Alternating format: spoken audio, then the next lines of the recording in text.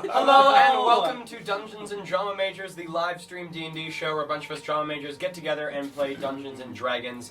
Without today our good friend Ben, who is off visiting, I believe, family or doing other important things that Ben needs to do. So we just have the drama majors in the room today. Finally got that engineer out of here. If there are no announcements, There are not. we'll pick up where we left off last episode. A little bit of a recap.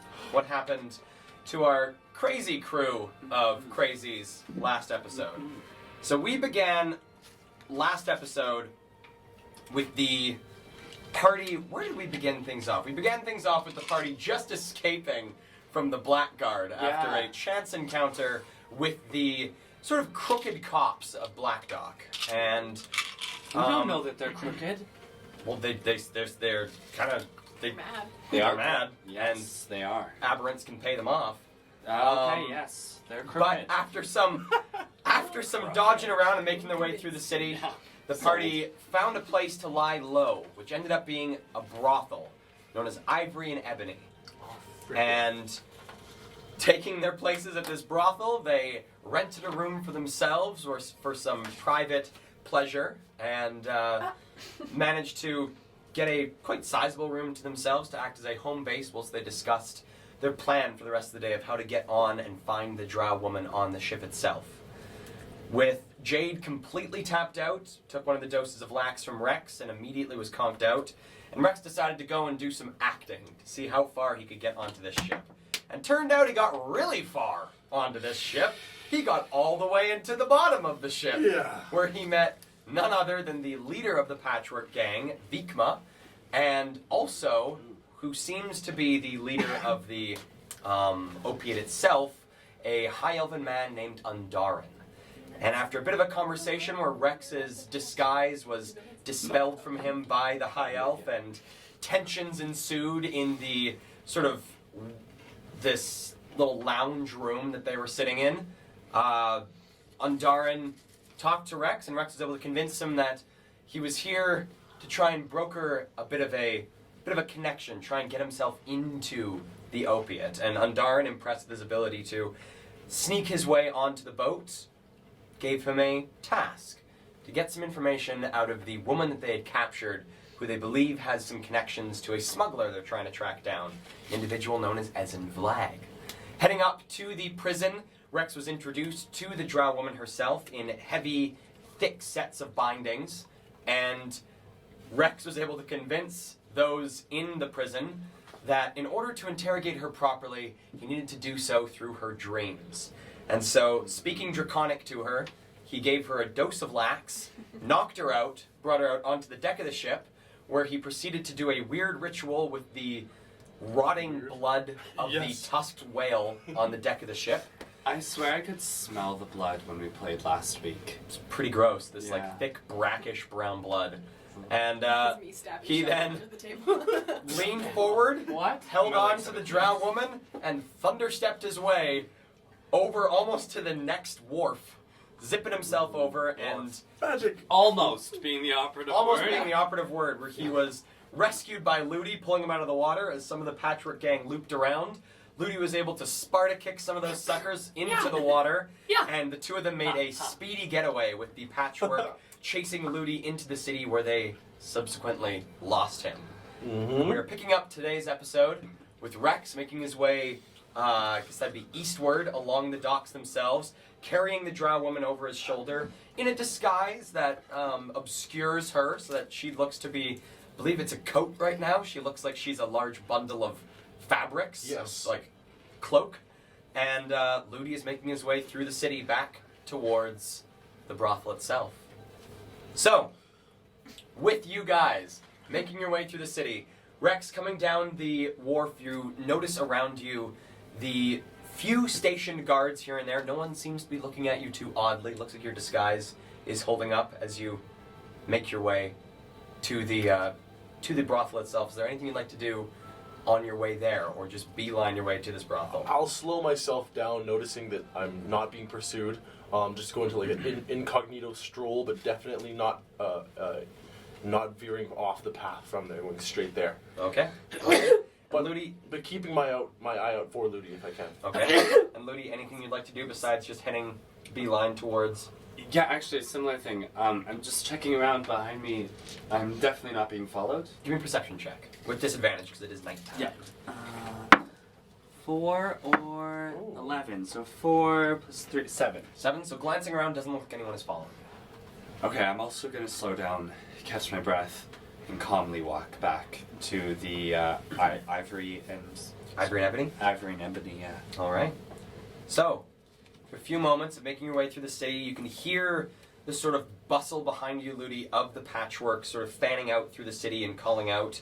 You can hear bits of chatter that seems to be between Patchwork and Blackguard about the city. Really? Okay. And as you continue deeper into the city, this chatter fades. When I first hear that chatter, does it sound like more than just the few people that I initially kicked into the water and fought off are out there? Like, does it sound like...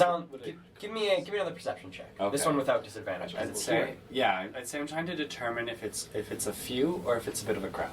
Cool. Natural 1. Okay. Poop.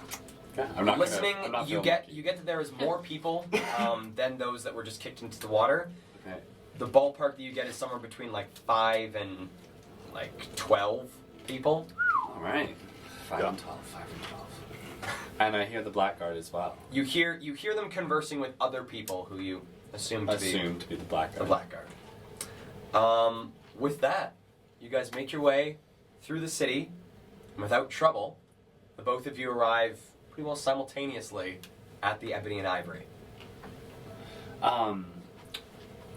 Before I go in to the Ebony and Ivory, just stopping outside the door. I think I said in the last session I was trying to approach it from behind. Am I behind the building right now, or am I at the front door? You are from this angle. You are in front of the building. Okay. I'm just going to, realizing I have an idea, I'm going to just skirt around the corner into the alley, if I can, and reach into my bag, and I'm going to pull out my old set of clothes. Okay. That I started the campaign with that I've kept.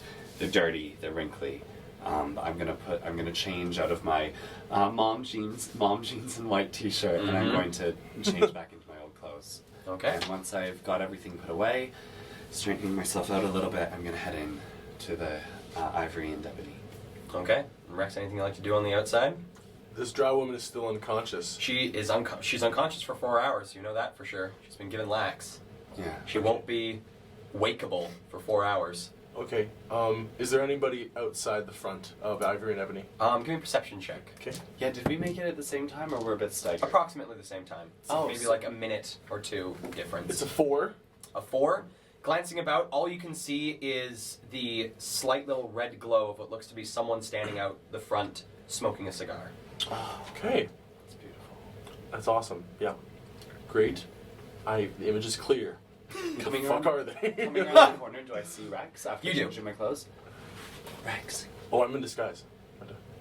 Uh, An old man. But you saw Oh, who yes. the old man I was. saw you trying. you saw the old man. Yes, we were trying to be. Yeah. Rex. Who are you talking about, Rex? Huh. Wow. Sorry, Daryl. I'm gonna like kind of come close, and we got this big bundle. I've got this big bundle of jacket on my shoulder, and say, "Oh, I sure would like to have a stay in this place, but I'm not sure if they'll let me in after what happened last time." After what happened last time. Oh, well, they kicked me out. You know, old Daryl. I'm Is not this sure your, if, like, acting backstory stuff? I'm just not sure if they'll let me in. Yeah, I don't know. I feel like it could be viewed as kinky. Or it could be viewed as illegal. I am not too sure. But what if, oh, I've got an idea. A distraction? No. No, this is very odd. But can you carry me over your shoulder too? Yeah. Okay. I won't be able to move very quickly. No, but if you carry us both in, then I can act like I'm consenting to it, and then hopefully they won't raise an eyebrow at her. Also- She is currently disguised as a big Yeah. wad of cloth. I'm casting minor illusion. But I know that it's the girl from before. Yeah, I think. Yes. Yeah, I'm assuming it's the girl from before. Well, you Also, looking around, is there anyone around other than the cigar smoker? Give me a perception check with disadvantage. 2, 15, 2, 3, 5 together. Not that you see. You did brilliantly. And I give you I kiss you. I can't believe it. We have her. I don't know if I'm still dreaming. I'm gonna move towards the door, nodding at you, say, just some jackets, you know, not a big problem, huh? I'm gonna open the door. Do I get a closer look at the cigar smoker? Wait, so you're not throwing me over your shoulder? She's disguised. Give me another She just perception looks like check. jackets? Okay. 5. Glancing over, they look to be male, but you assume that's simply because like the broadness of their shoulders. You also get orcish features. You can see 2 tusks that's sort of on the, I guess as you're coming in, the left-hand side of their face. The left-hand tusk is sort of obscuring the cigar a bit. Besides that, you don't pull much. It looks like they're wearing a heavy cloak to sort of keep away some of the chill that has begun to set in from the night next to the sea. I just nod lowly, say, evening. And they see a head bob towards you. Open the door, and I'll look straight at the counter. Okay, looking straight at the counter, it's the same woman that was sitting there when you guys came in. And she looks up from the desk and, well, hello, sir. Hello. What can I do for you? Hello. I'm going to like kind of prop the door just like half open, not fully closed, and say, I'm here to meet some people who are up to no good, if you know what I mean. I believe I do. They are interested, an interested party who are associated with a tiefling man. Oh, he's with me. You remember me, right? Yes. Yeah. So I found a friend. Oh. Well, just to... Can he join? Now, of course he can, and just to give you a bit of a heads up before, one of your friends has requested a bit of company in the room, just so you're not too shocked when you enter, as well as just to let you know we only have 2 more hours before we will be needing another charge from you tonight. Oh, But the charge is no problem, but the... Thank you for letting us know. 2 hours? 2 hours, yes. After the 2 hours is up, what are our options for staying longer? Well, you can pay simply for the room that you and your compatriots are staying within. Simply another 5 gold for the 3 hours, or if you wish to have the night, you can then spend another 30 for the night. Another 30 for the night. Okay. Thank you. which room should I bring the costumes to? Just follow me. Okay. Flame. So, back in the room, we have Isla sitting on the floor, finger painting a shirtless red tiefling. He is also finger painting you. By We- finger painting, we quite literally mean painting someone on a piece of Nothing paper. dirty happening here. Not with Isla. What could finger painting mean other I than? don't know. We're in. That does Abby. sound kind of gross. Abby is... Finger painting each other does kind of sound kinky. It does. Abby is sitting on the bed just finishing up some stitching of various wounds using some of the supplies from one of the kits that you got. And then Jade is about an hour into a 4-hour cat nap and is just passed out, slight little bits. You can like hear the little halfling breaths on the On a circle bed, right? on the circle bed, on the big circular bed. And you hear the door into open. Are you finished? My artistic talents are not, very good. And he holds up the page that you've given him, and he has a stick figure drawing of you, and he has put some very voluptuous breasts on it, has accentuated your rear end, but you have a very big smiley face on as well. Oh, that's cute. It's a button. Here, I did you too. Oh, wonderful. Oh wow, he's winking. Yes, he's winking. Lovely. Looks like Rudolph the Red-Nosed Reindeer. Flame. And now I speak in his head, but I'm moving my mouth so that he doesn't know I'm just speaking in his head, but I'm speaking in his head so that Abby can't hear me. Okay. Do you like your job? I have to say yes. It's been one I've had for quite some time. Do you have a lot of customers? Well, you do have the regulars. You have the ones that come in once, twice, some 3 times a week. But yes, I'd say I have a considerable amount. Like people who come back, you mean? Yes. And are they mean to you? Well, depending on the patron, some people like different kinds of interactions. Have one gentleman who comes in and does like things to be a bit more formal in the approach. I have a woman that quite likes me to, well, be a bit more rough. No, God, no. That's not what I mean. I just mean, God, like, no. are they nice to you?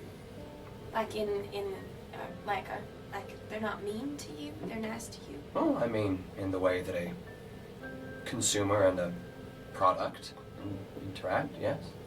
It just occurred to me that Abby can hear him. His responses. So he hears him responding. Consumer and product. But Sorry. but you feel like you're safe? Yes. Madame Ebony and Madame Ivory are very wonderful women. Is that one of the women that we met down at the fun little table in the No, entrance? they're entertaining in the ballroom currently. Entertaining? Yes. How so? Like Well, they sing? Or- The pair of them, Ebony is quite talented on the piano, and Ivory has a voice like silk. Oh, I've always wanted to try the piano. Down in what room? The ballroom, it's the room as you enter the building to the left-hand side. And are we okay to just go in there? Or do we have to pay to go in there? No? So long as you have a room here and have a key. Do I have to bring you or can You need to bring the key to your room just to show that you have accommodations here. Does anybody else ever just come to hang out with you? No, you are the first. You're welcome. Very nice Oh my change God. of pace. And just as we're reaching this point, the door opens and a old man walks in carrying a large clump of sort of dark fabrics over his shoulder, followed closely by Ludi in his original set of clothing. Oh no, we didn't order any more companions. Who is that? And Flame is currently not facing the door and so sort of turns around. Well, good evening. You leave. Hey, now. No, he's- we've got something to talk about. Leave now. All right. I'll This is just. what I'm talking No. about, mean. And he I'm stands talking up to and him. stands up. Enjoy the rest of your night. Wait, Flame. Do It's not- nothing personal. Private matters to discuss. Good evening. I give him a hug. Just make sure people are nice to you. Good evening, Flame. Wait, can I keep here? Wait, hold on here. I give him the painting. Give him I the did. painting. Would you like to keep mine? Yes. Well, once again, good evening. Good evening, sir. He leaves the room. Now I have a portrait for an ID. I'll just put these costume pieces right down here on the bed. He's gone, and the door's closed. Yeah, close the door behind him. Rex is a genius. I dismiss the illusion as I boom It's her. drop her on the bed. He saved her. He got You her see, out. flopped down on the bed, a quite emaciated, sort of light grayish purple-skinned drow woman in ragged, sort of light brown undergarments, quite heavily bruised and cut, unconscious, completely dead to the world, on the bed, but breathing. Now, I dismiss my illusion. Now, Abby, I know what you're thinking, but it was all a whirlwind. My intention was to go in there and maybe see where she was, see if there was a different way we could get in, but then one thing led to another. My disguise was found out. I was almost recruited into the patchwork. You what? Well, a story for another time, maybe. Wait. Your disguise was. I don't know what happened. He just appeared Long in s- the ocean after like an hour and a half of waiting, and I pulled him out of the water, and then these people came from off the ship, Patchworks, came running after us, and Rex ran off with the girl, and I threw them into the water, and then I ran off and took a separate path, and we just met up here, and so I literally have no idea what... They found out who you were? You saved my life. So you equate to genius? Well, I did not know I was when I flying. said that at the time. I'm more of an opportunist than a genius, flying by the seat of my pants. What I did. I love the T at the end of genius. Genius. Well, they were, well, his name, the folk who run, the gentleman who's in charge of the patchwork, Vikma, he was there, a big Goliath man. Wait, who is... He's the guy in charge of the entire patchwork. That's right. I stumbled upon his quarters. There was a big brute in there as well, and a few other guards. And not only that, but Undarin, this high elf man whose had capabilities to shift about, revealed my disguise. A disguise. Who was he? Well, This from what I Undarin. understand, Do you remember the patchwork? I think a higher up, potentially an overarching umbrella leader for most of the opiate, which from what I understand is the bigger picture of the drug organization. The leader of the entire opiate He touched my upper thigh. saw you. Yes. Right in my face. I told him my name. You told him your... Ludi, there was a lot going What on. the fuck were you thinking? I could have also said that we blew up their entire operation in the lower district, but they didn't even Yeah, know. why not throw that in there too with this... But I didn't, because I didn't want to die. Everything I did was to save my life so that I could come back here alive to support you. I speak in Abby's head and go, don't you wish we had motorcycles now? Looks Or over. motorbikes. Going off of Abby's reaction, I say, Abby, I know you trust my judgment, don't you? I'm sure you have a lot that you want to say, but listen to me. This is a... This is a disaster. I took the opportunity. They said that I lied. I know that's not. No, but now we have the entire After me, the after Patchwork, me. all the other gangs, they all know who you are. They know who... But it's not much different than what we've been in before. Unwanted No, attention. no, it's not much different. It's only double the trouble. But we're also double the level. While they're arguing, I'm assuming there's like a basin, a water basin in the room here somewhere? Yeah, there is. Place to clean up. Okay, I'm gonna fill up a little bowl and grab a cloth. I'm assuming there's like there's towels. Yeah, and stuff there's in here. in the one, I believe it's the section of the room closest immediately left after you exit the little entrance foyer. There's like a cleanup station Okay. for other messes. I'm gonna gather things from the cleanup station. Ew. I'm gonna and I'm gonna go to the drow woman, who I'm assuming we've laid on the bed. and Yeah. something on the bed. I'm gonna sit down, on the ground next to the bed. And I'm just gonna clean off the blood and dirt and stuff. Okay. While they're having the domestic squabble. Ludi, if you would, one moment.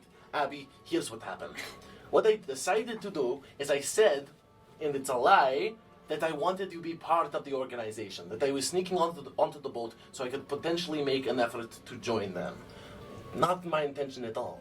If anything, I wanted to establish them entirely.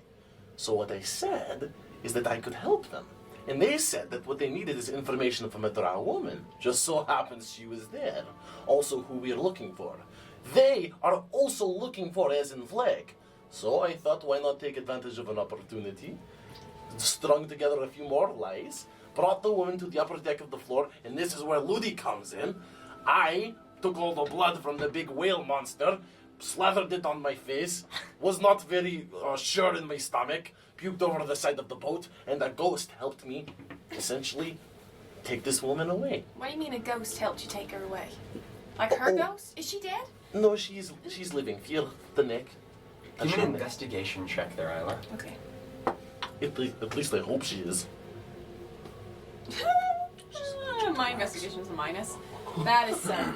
7? So am I. Okay. As you're cleaning off the blood and various other things from her body, and you reach the shackles that are up around her arms, and they're like these solid blocks of metal that sort of encompass both wrists, and it's the same thing that have been attached around her ankles, and they feel familiar to you.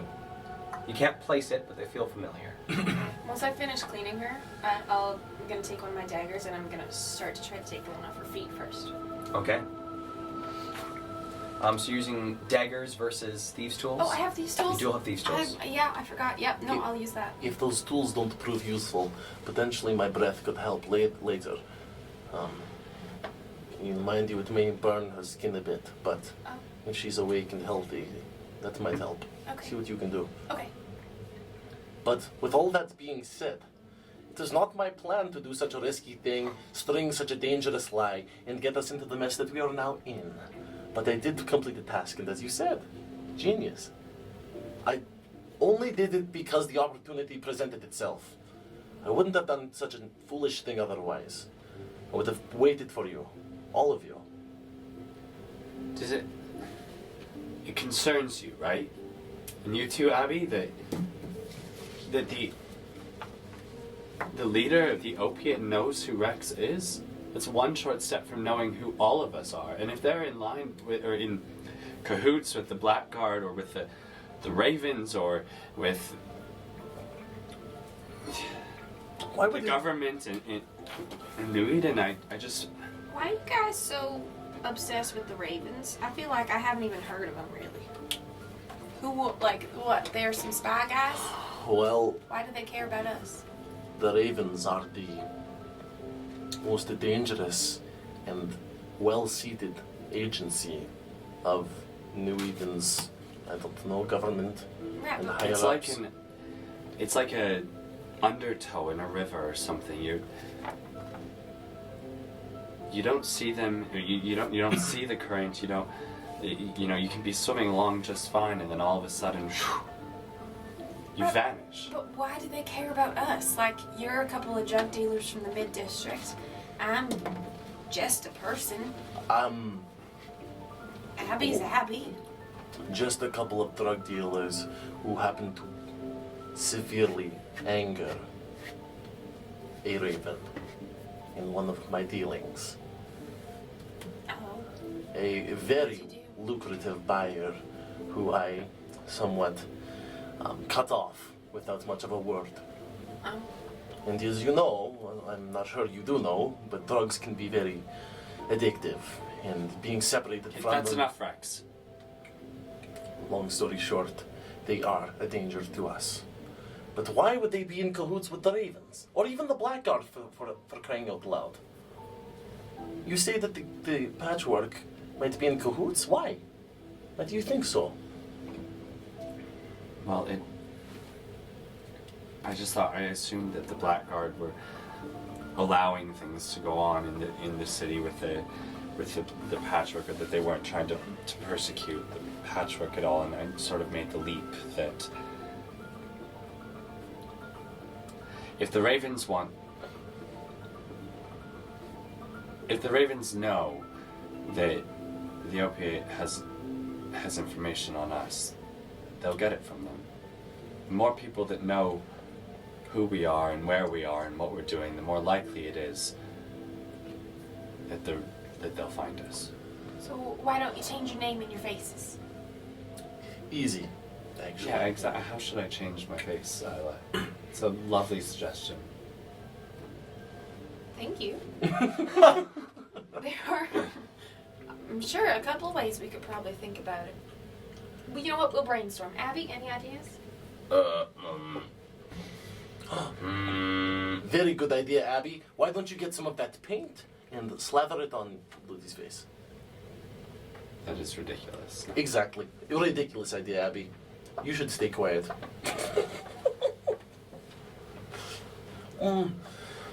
Really, it's just a bigger pile of doo-doo than we are already in before. And I don't think that it requires any extra steps to, stay cautious. If anything, if they are so angered by my actions today, they will probably just overextend to get revenge. And a company that overextends and goes into boundaries that they are not, well, welcome or supposed to go near will inevitably collapse. I don't think that this was such a bad step for our group. If anything, it may just provide us with more opportunities, especially if word gets about. They're never gonna trust you after stealing that girl. Oh, yeah, I don't want their trust. We got what we needed. We did. Any luck with the shackles? Give me a Thieves' Tools check. So roll a d20.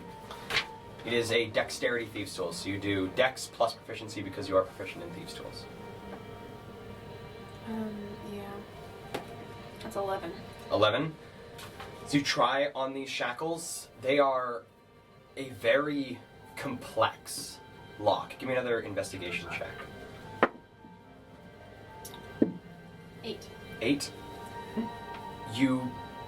It's on the tip of your tongue. You recognize these. You're not quite sure where. Abby, do you know what these are?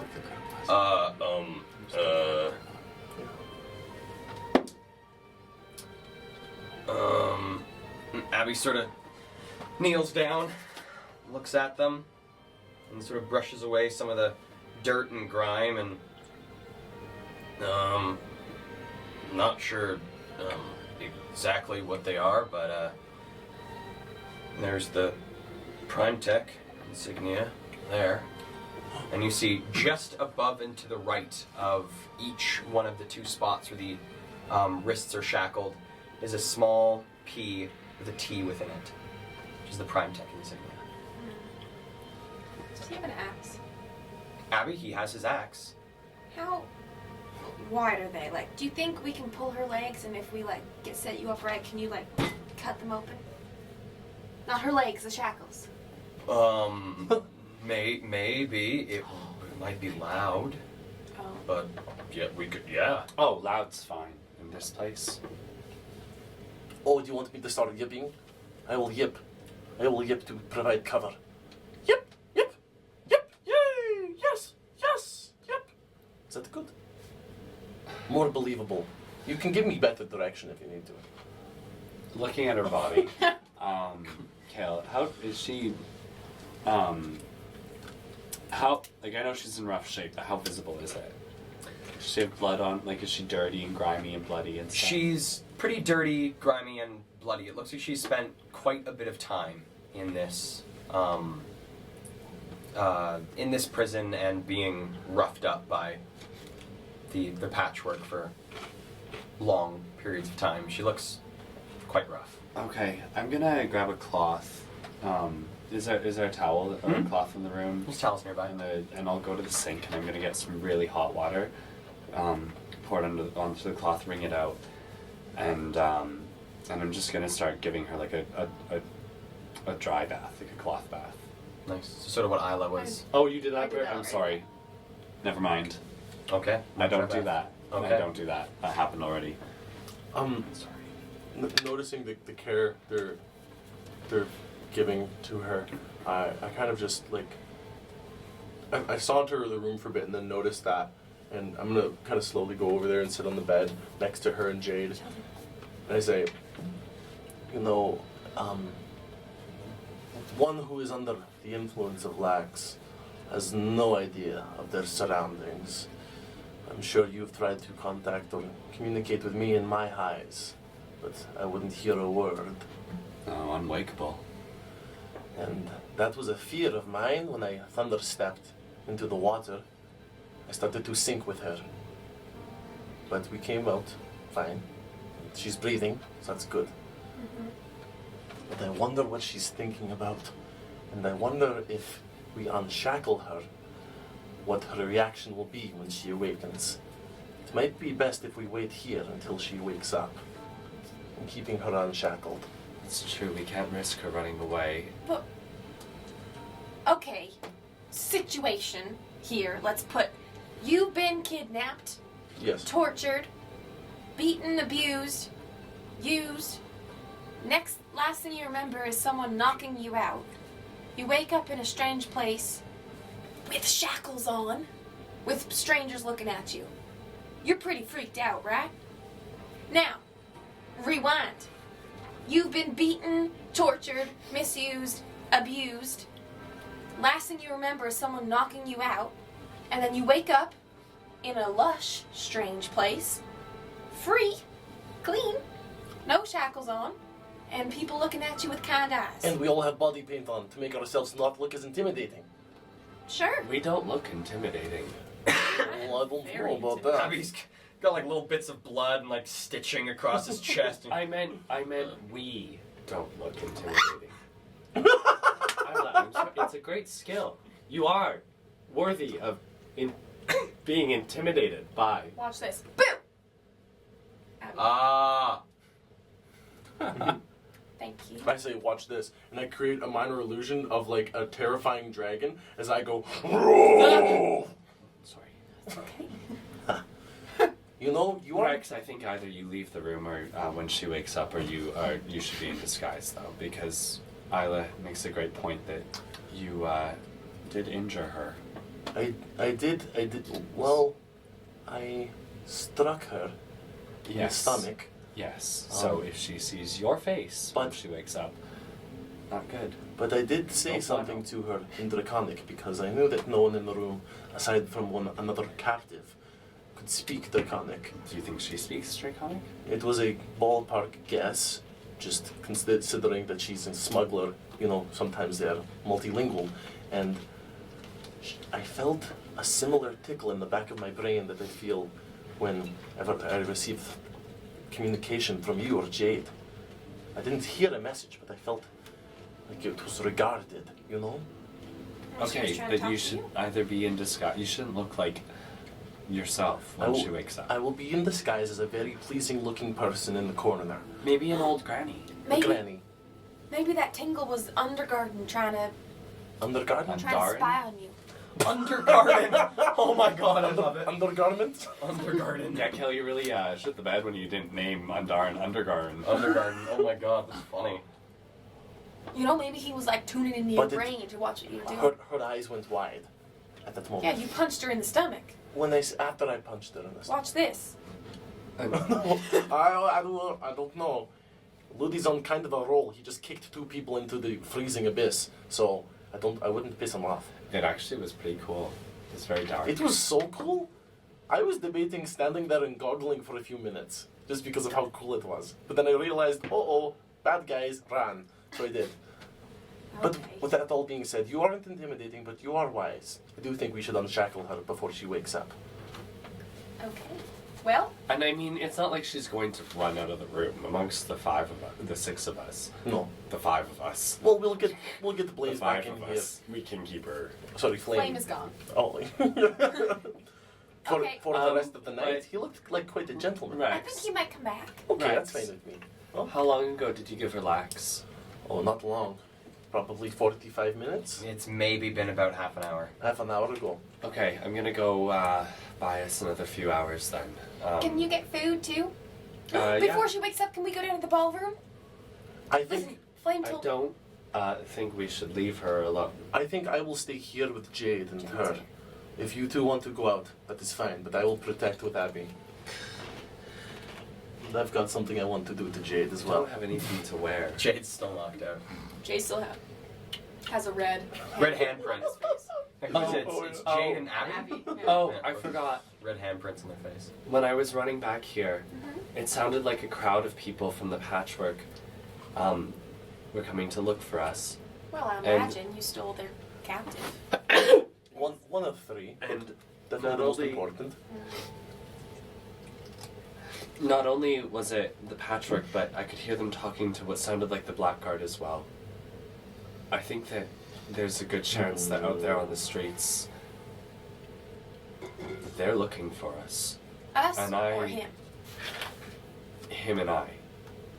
Flame They saw you you. clearly. What? They saw you clearly. Only the ones that I knocked out. True. True. They could give description. It was dark. So why don't we use a little bit of paint? It wouldn't hurt. painting my face is not going to help, but the point that I'm making is that I think we need to leave the city as quickly as possible. Well, we're not going anywhere for about 3 hours. Can we wake Jade up? I don't know. He's under lax. I could try to make some sort of concoction to potentially wake him up. People wake up if you hurt them, though?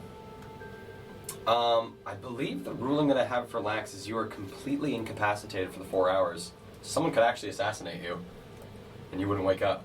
That, oh my god, we could kill people so easily like that. Okay. Boss fights? Give him lax. just stab them. I know That's a pretty that good drug, actually. this is a bit rushed, but I think we need to leave the city as quickly as possible. Abby, you can carry Jade. We can disguise Jade and the girl as those regs again. We get on the bikes, and we get away. No, I think I say no to that one.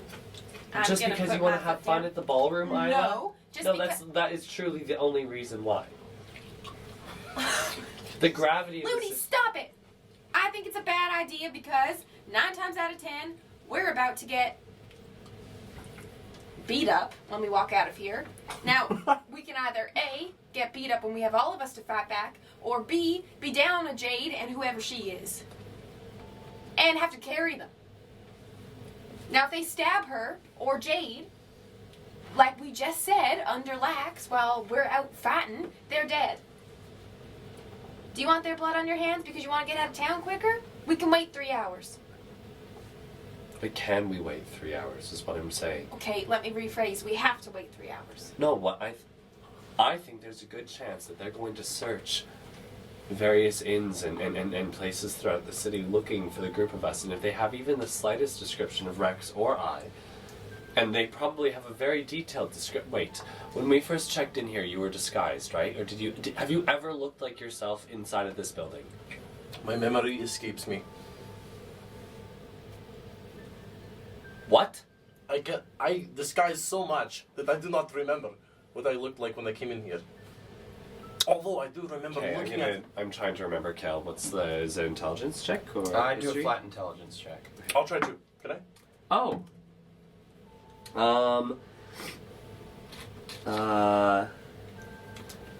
That's a 19. You do remember that he was disguised as a human man with a cloak. Mm-hmm. So I in other words, I remember he has Goatee. never looked like Rex inside of this building. This guy remembers everything. I have jot notes. He's also God, so he says, you know. Who's that? Also, a clarification on lax. I have it here. Yeah. They make when they take damage, they make a saving throw. If they pass it, they wake up.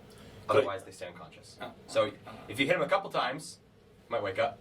I don't know if Jade will be so happy to wake up and not be fully rejuvenated. That was the entire reason of taking the lax, although the entire reason of taking the lax and being entirely rejuvenated was so that we could go on this quest, this task, this mission to retrieve this woman right here, and we did it. Rex, Jade did not want to take your drugs. I don't know, he looks He was pretty... very mad when he ended up having to take your drugs. He looks pretty peaceful right now. He was very adamant that he wanted a full night's sleep and all his spells back. If I Now wake we're him up, gonna wake him up with no spells, on drugs, and no sleep. if I wake him up now, he's going to be in a state that I have never been in. An unrested, lax-induced high. And he won't be addicted because he won't be feeling the good benefits of it. So he'll be He'll- only feeling bad benefits, What and I'm he s- won't have any spells. What I'm saying is Jade is going to be cranky. He's already cranky. I can't handle anymore. He told me to shut up today, and you know what? It was in a very rude tone. I believe it. I believe it. It's unlike Jade. I just said Jade before. Gotta correct yourself. You know what? I say to heck with it. To heck with what? This might be a good opportunity to let out a bit of anger. Oh, can I smack him then? You want to strike him across the I would face? love to. You gonna wake up, Jade? Well, wait, should we do this though? If we're gonna do it, and then I would like to do it, but I- I'm just not sure we should do Well, it. this fills out. Onto the light switch. I think we better wake him. Well, Ludi really wants to get out of here now, and I respect and understand that. The amount of people that were chasing us is scary, and if the Blackguard are in on it too, then we're hooped. Okay, but logistically, Jade is tapped right now. Right. So if we wake him up and he's, you know, He's just a liability, and he's gonna be mad, and then he's gonna be dead mad, and I can't handle all of that. well, let's ask Luty something. What? Anything in Darling, particular? what do you think we would do in the 3 hours we would be waiting for Jade to awaken? I think we should go, and if we don't go, Yes. we lay low. Lay low. Look at me like that. Well, you know what? Isla might be an excellent distraction in case the Blackguard do come in too, Ebony and Ivory. Me? Oh. What can I do? Well, if you're waiting down in the ballroom and hear a bit of a hubbub happen in the lobby, maybe you go and redirect their attention elsewhere. Okay, I'll bring him a flame. Bring him to flame. And if you need backup, you can come within 30 feet of the door. I'll be waiting, disguise myself, exit, and pull off some tricks. We'll put on the cortisone. Act like we have before. Aha! I remember exactly how she looks. Really? Well, no. Features. I remember features. Okay. Well, Abby, weigh in here. You're usually on my side. Thank you, Ben, for not being here. Don't you think we should stay? Yeah. Abby, don't you think we should go? No. Oh, okay. I thought he was just going to say yes to everything. See, now I genuinely am not saying I think we should stay because of the ballroom. Is it a bonus? Yes. Well, yeah. Is it why? No. Oh, no. But do you really think we want Jade with no spells and angry and high trying to fight people as we're leaving the city? I don't think we're gonna have any problems leaving the city. And as soon as we get out those doors and on our bikes, then we'll definitely be safer than I feel we are right now. And what do we do with Well- with the lady? We carry her with us. Okay, but what if do they have, you know, we had to do like a little check-in on our way into the city? Do we have to do a little check-out on our way out? That's exactly what I was thinking. Well, we disguise her as rags. Yes, but here is my thought. There is no knowing whether she wants to travel with us or not. That might be a liability for her. Well, it's not her choice, okay? But- She wakes up, we'll take her where she needs to go after we get the information we need from her. Maybe she stays with us for a bit. Well, she could want to stay with us, or she might want to leave us as soon as she can, and therefore she's no longer a liability. If we stay here, talk with her in this room, and then she goes her separate ways, or joins us and, helps us escape the city, whatever it may be, she has a choice in the matter. And we can then acquire information before she makes that choice. And that's what staying here would accomplish. You and I can lay low, chat, while Isla distracts. Fine, it's fine. I don't care. Go to the fucking ballroom, I don't care. I'm starting to think maybe we should leave. No. I don't know why you give a fuck about her, whether or not she wants to be in the city or where she might care to be when she wakes up. It doesn't matter. We get the information we need from her. We take her to wherever she wants to go after that. We'll help her get set up with whatever she can stay with us if she wants to. She's free to do whatever she wants once she tells us where Evan is or what happened to him if he's dead. I suspect he's still alive. But, I wonder if she'd fit in my bag. No, she might suffocate Isla. Okay. It's a great thought, though. the patchwork are still looking for Ezen. They said, and I quote, he is a thorn in their sides. Yeah, so the patchwork is looking for Ezen. He's a thorn in their sides. She knows where he is. She's in the city. The patchwork is in the city. They will do anything they can to find this girl so that they can then find Ezen. Which is why I think we need to get the fuck out of here. Okay, if we leave though, I just want to put one image in your head. So we need to be counting the hours so that we pull off the road somewhere for when her and Jade will wake, or when she'll wake up. Because Absolutely, yeah. you wouldn't want to wake up On a motorcycle? No, that would be shackled. awful. Yeah, no. Well, she knows she's shackled. If she wakes up shackled, she won't be surprised. on a motorcycle Yeah, on a motorcycle, that's another thing. with a stranger. Yeah. Probably Abby's. Yeah. Okay, I get on the bed. I sit over Jade. Oh, Ready? I guess so. Right Oh, where no. the dry paint is on his face, like my handprint from earlier on his face. I go 1, 2, and give him a good smack. Okay, Jade, you take 1 point of bludgeoning damage, and I need you to give me a Constitution saving. She doesn't have to roll to hit. I'd say, because she's rolling with advantage anyways. I'm just kidding. It was Constitution save. Constitution saving throw. 19. 19. Jade wakes up. Ah! Unrested. What Morning, the hell? sunshine. I said not to fuck with me. I didn't fuck with you, I just smacked you. Jade, listen, we got a situation on our hands. Jade, you experience a very weird form of grogginess. As you wake, you can feel the laxant, you can feel the sort of paralysis the lax does throughout your body, sort of softly fading. Your whole body feels like, you know, when your foot falls asleep? Whole body feels like that. I'm gonna get right up close to Jade, and I'm gonna use Cast Minor Illusion to make my eyes 3 times their size, and my snout to be swirly, and look at him, and then I'm gonna make my voice sound like this. How do you feel? I grab his face and I push him away. Get away from me! Yeah, are you I'm feeling dreaming. Okay? Hey, Jade, I'm Jade, dreaming. Jade, look at me. What the hell is this? Jade, take a breath. We have a situation on our hands. We woke you up in the middle of lax. I unrelaxed. don't feel relaxed. You aren't because we woke you up in the middle Why'd you of your slap sleep. me? Because there's an emergency. Listen to me. Listen to me. We need to leave the city right now. Are you still straddling me? Yes. I'm gonna try to push you off of me, and like try to kind of roll off the bed. Do you let him? No. Okay, give me contested athletics versus acrobatics or athletics. You said I could use acrobatics? Yeah. 10. 10 versus 15. 15. He pushes you off. And then I just roll off the bed, Oh. like I just onto the ground.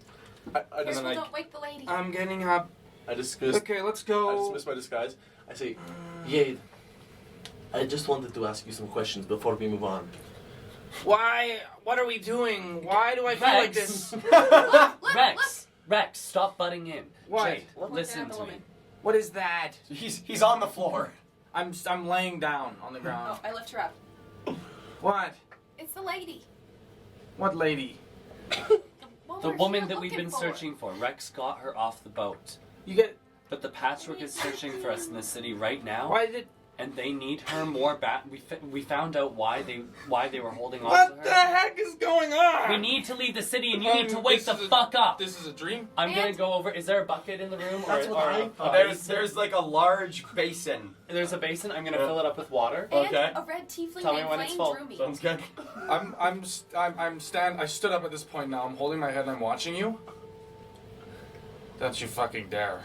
And it's full of water. I'm gonna cast Hold Person on him. Okay, give me a wisdom saving. There's no way that you're conscious enough to have clocked that. Give me Yeah, a, I don't Yes. buy that. Do you give me a have wisdom spells? saving Oh throw. no, I can't even do it. I Oh, you don't tried. spell I tried. slots. I go. Hold. And just water. And Jade is soaked. Get your shit together. That was an asshole move. No, it wasn't. I'm trying to You're- wake you up. You are a It's no spell dickhead. slots. I told you he would be grumpy. I know, he's always. Jade, Now he's wet and grumpy. You just feel all the ability to talk to me just gone. I can still talk to you out loud, dinkus. I'm gonna throw a towel. I thought you didn't. I thought you only. I thought that what you said earlier was that it was, like you can't. No, she can No. speak in minds up to 30 feet, but she does also. I do speak out loud. But what I was doing with Flame earlier was purposely not speaking out loud so that Abby couldn't hear me. Gotcha. was I just thought. making my I mouth thought move so he didn't maybe it know. was last. I thought that your thing. I thought you actually didn't have a voice and that you The only old spoke. campaign. Island was That that. was. That's why I that's thought the that. old island Okay. was. Then I don't mute you. I would. If I just flip you off then. I throw you a towel. Dry off. Jade, We're going. the situation is as such. Shut up. What? What? Sorry. What? You're actually being nice, except for that swirly thing. That's not my fault. Why does he have to butt into absolutely everything? I was literally about to explain to Jade what was going on. And of course Because- he has to step in and say it all himself. Because Lulu, Shut up, guys. Let's go then. You fucking woke me up. You did the thing. Good job. How the hell did you do that? I'll tell you later, but long story short, the Patchwork and the Black Guard are looking for us. I just said that. Oh, You need to be quiet, smart. Does that mean I can't even go to the brothel?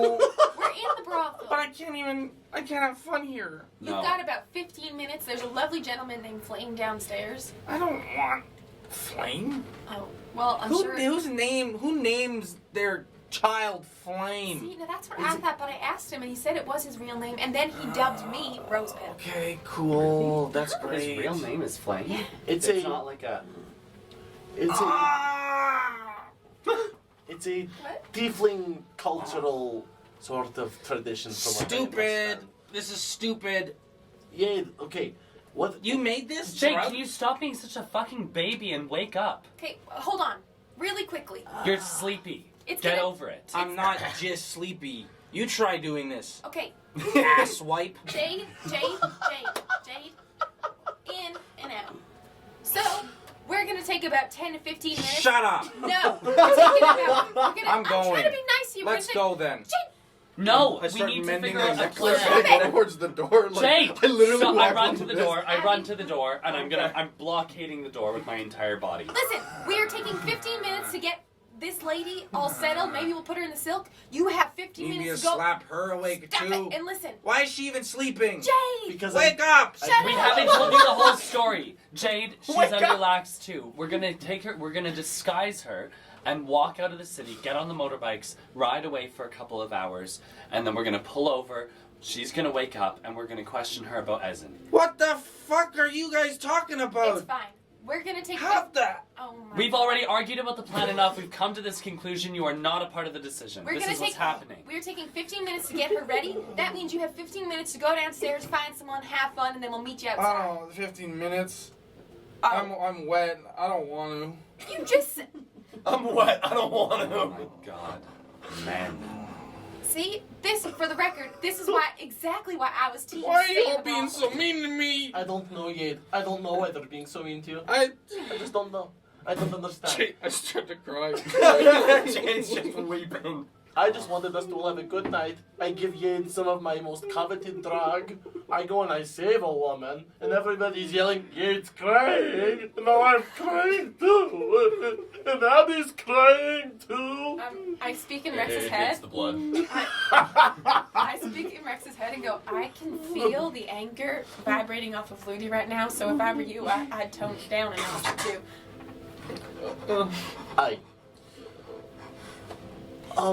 So I think then the best plan is for me to turn into an old man and throw her over my shoulder and pretend I just have a hunchback. Eh? Not the old man, because that's what you because the patchwork saw you as the old man before. Oh, You so need a completely different disguise. woman. Great. A woman. Yes, a woman. I'll get into character. Can you make her look like something other than a suspicious pile of rags? Yes, my back. You know? And I'll Wait, like who were you when we entered the city? I think I was myself. Or what? No. Was I the human man with the black goatee when I entered Yes. the city? Should they be him? I think you should be. Unless, were you him when you were fighting the patchwork earlier today? No, I was not. Okay, that's who you are. Okay, Him. Can you make her look like a backpack or something? I will make her look like a duffel bag. Careful, Can you Bobby. carry me too? I can't carry you. I'm not that strong I yet. can Abby will carry you, Jade. Thank you.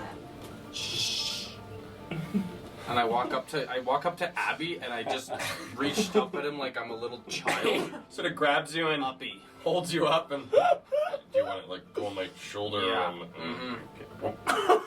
And you are suddenly. I believe with Abby. I believe like Abby's 6'5", maybe 7 feet. Ben, I'm not entirely sure, but you are now like a solid 6 feet off the ground. Okay. Great. So yes, I'm feeling good about this. Here, check this out. And I'm going to cast Disguise Self on myself. And then I'll cast Minor Illusion. So, oh my god.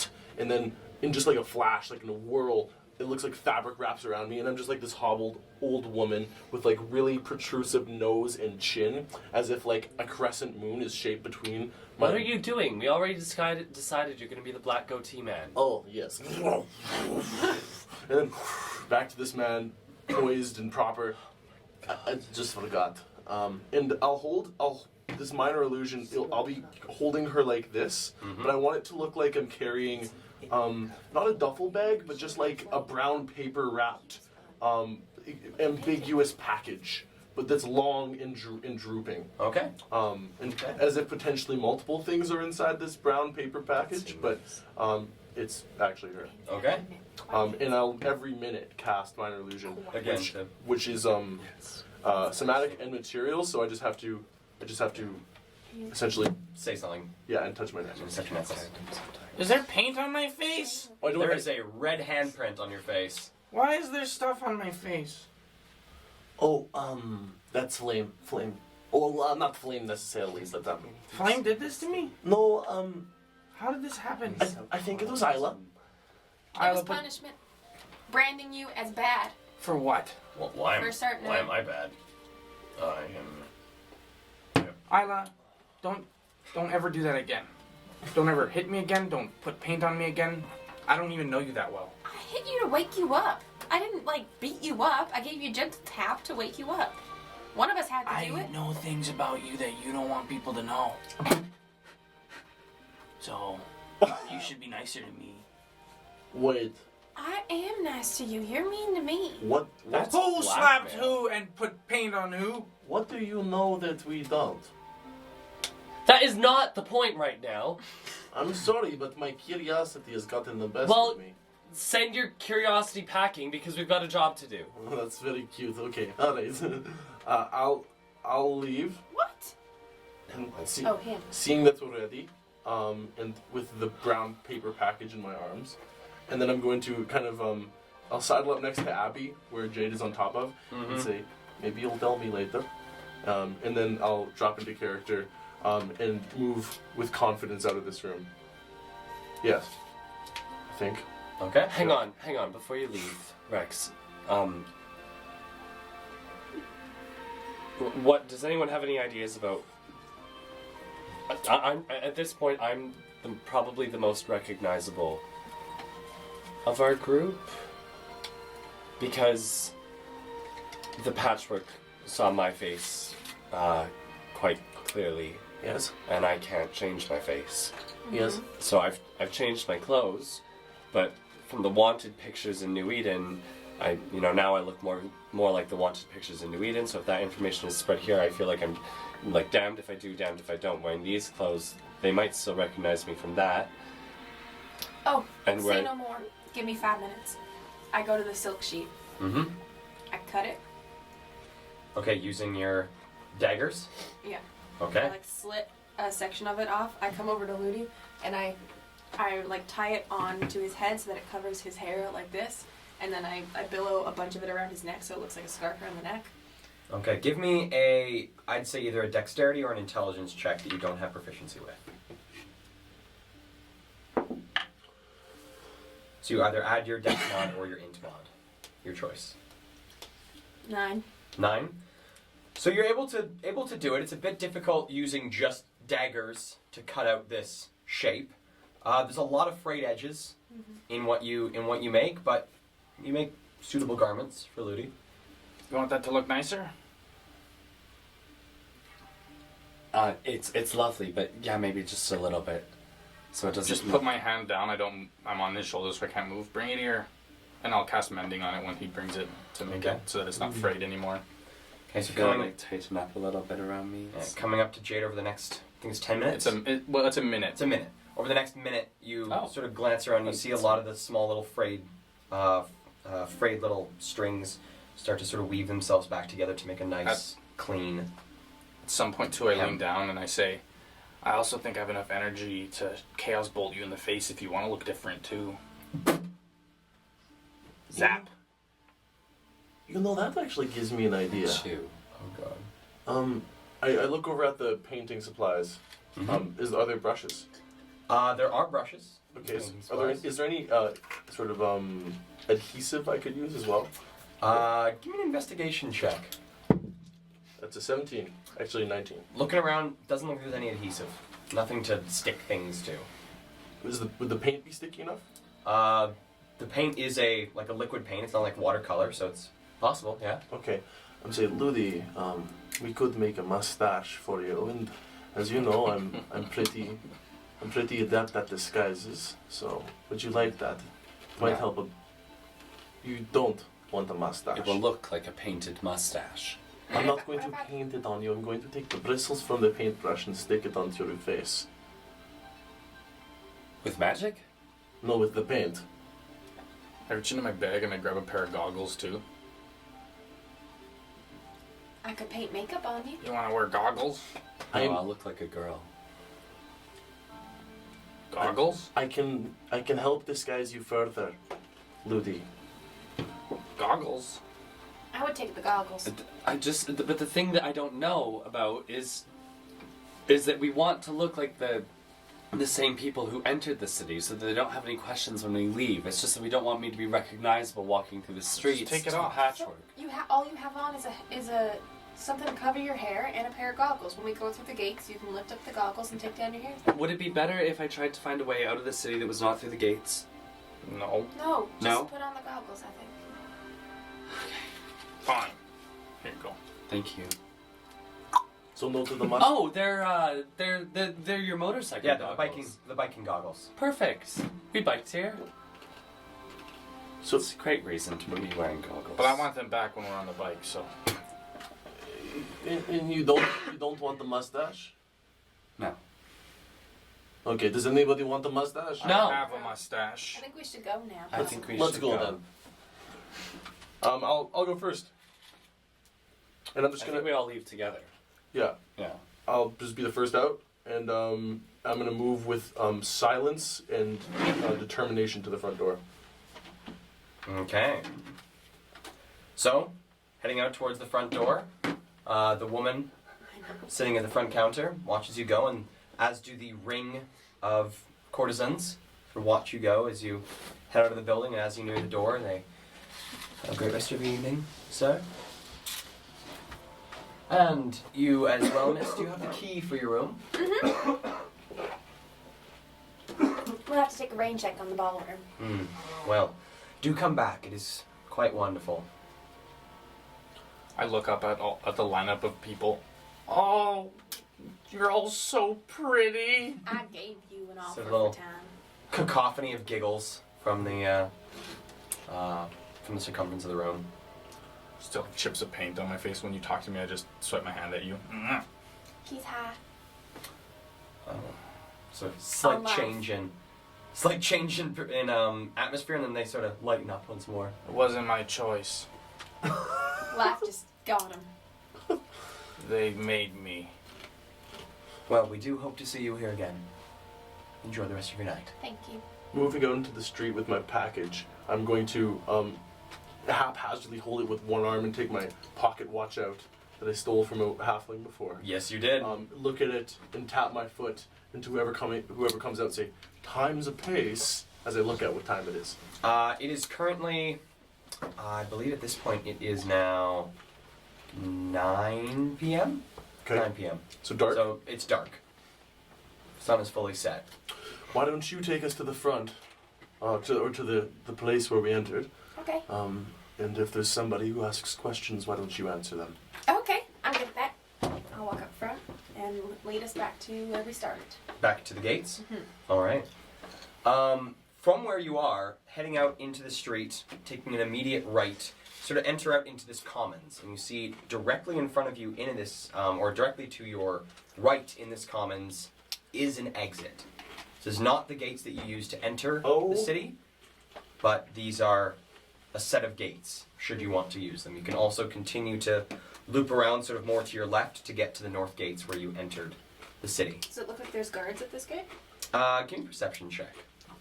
I would also like to come down from his shoulders at this point. Okay. So climb down, Abby. Thank you, Abby. Abby, sets 14. you down. Looking around, there are on either side of this sort of gate out of the city. There is one patchwork, or not patchwork, one blackguard on either side of the gate, sort of just watching the goings on of the town. Look rather bored with their watch duty jobs. Our bikes are they inside the gate or outside the gate? I can't remember. Outside. They're outside the gate? Outside the gate. Okay. So should we go out here or should we go out to the one closest to where the backs are? Well, the less time you spend inside the city, the better. Okay. However, they might be waiting for people outside the gates. Just keep aware of that. Okay. Well, we'll go out through here. I'll go to these gates. All right. So walking up, these gates, differing from the gates that you've seen at the front, where there seems to be a number of these small little booths where you go up and give the papers, and then the gates are opened. There's only one booth on the right-hand side of these gates here, and approaching them, there is a young woman sitting in the booth, and she watches you approach. Hi. Hi. We're just on our way out. You have your papers with you? Yeah. Yes. Wonderful. Well, you'll want to keep those handy should you want to come back in the city. Okay. Thank you. And so you reach down and pull something, you hear... And 3 of these large portcullis sort of pins pull upwards about 6.5 feet each, and give you like a small little about 3.5 foot gap to walk through the gates. I move through the gate like this with the package. Abby sort of has to duck a bit, come through the gate. You guys all exit? There? Yeah. All right. And as you exit, as the last of you exit Black Dock, you hear behind you as these 3 pins reset themselves into the ground. We did it. We did it. Rex, how long do we have until... Are we out of earshot of the lady at the gate? Yep, you're now out front of this is now the eastern gates of Black Dock. There are 2 different booths on either side of this gates, and there's also 2 blackguard on this side as well. Are we out of earshot of them? If you continue to sort of walk Once we're away. Once we're out of earshot of them, Rex, how long do we have until she wakes up? Probably the better part of 3 hours, unless we decide to wake her up ourselves. And New Eden is how many hours away? Oh. New Eden was about I believe it was like a 45 minute. It was 45 minutes. 45 minute drive. Very quick. So It could be that she doesn't need to be in New Eden, so... No, we're not going to New Eden. Okay. That's going to be one hell of a Task. yeah. There is getting some back business in. we could conduct outside of New Eden, so maybe we take some time on the side of the road. However, I don't know much about nature, but it's going to get pretty cold, I think. Is there like a... Is there any nearby villages or Yeah, cities? that's what I was just going to ask the group. I don't know of any. Oh, maybe I do. I'm trying Kale. to think if I do yet. Yeah, survival me check. I'm trying as well. Survival check. 10. 13. 10, 13. From what you know about the network itself, Black Dock is the furthest south point of the network itself, of the large cities. The closest city is New Eden, and then the closest city to New Eden from there in the network is then Post, which is about a 3 days ride north. Besides that, there's small little farming hamlets, but nothing of town size. We could travel to one of the small farming hamlets and see if we might be able to stay in somebody's place for the evening. We'll Stay have to overnight. remove the package, the chains Yeah, off no, of her. we don't want to. Yeah. Okay, so You can just sleep on the side of the road, right? By the bikes. maybe not the side of the road, but maybe we go off the road a bit. Maybe Maybe we not could find sleep. find a glade somewhere. Or We're gonna sleep out here. Well, not right here, but on the road. I don't have anything to sleep in. Like pajamas? Like a bag. Yes, none of us have camping gear. That's true. And if it gets cold, I'm not snuggling. No one's asking you to. Good. Are we now moving towards the garage? Yeah. Okay. On the bikes. As we do, I just want to keep an eye out to see if anybody's following behind us, or if there's some search party waiting at the gates where where the garage is. Okay, so as you guys are circling around to the north side, okay, give me a perception check. Bam. 6. Peering around, doesn't seem to be anyone following you, and as you begin to near the garages, you start to see the garages and stables before you see the main gate. Doesn't look like anyone's posted waiting. Okay. What is the countryside like in this area? In this area, it is, you guys are currently in this sort of province, I guess, of Liramar is called Riss, and you guys are currently in the wastelands. So in a place that has been pretty well farmed to death, and most of it is just these barren wastes. Is it kind of like tundra? Would you say it looks like tundra a bit, or I'd say it's more like badlands. more like badlands? So Okay. like small grasses, Yeah. trees every so often, but most of them are either quite scraggly or dead.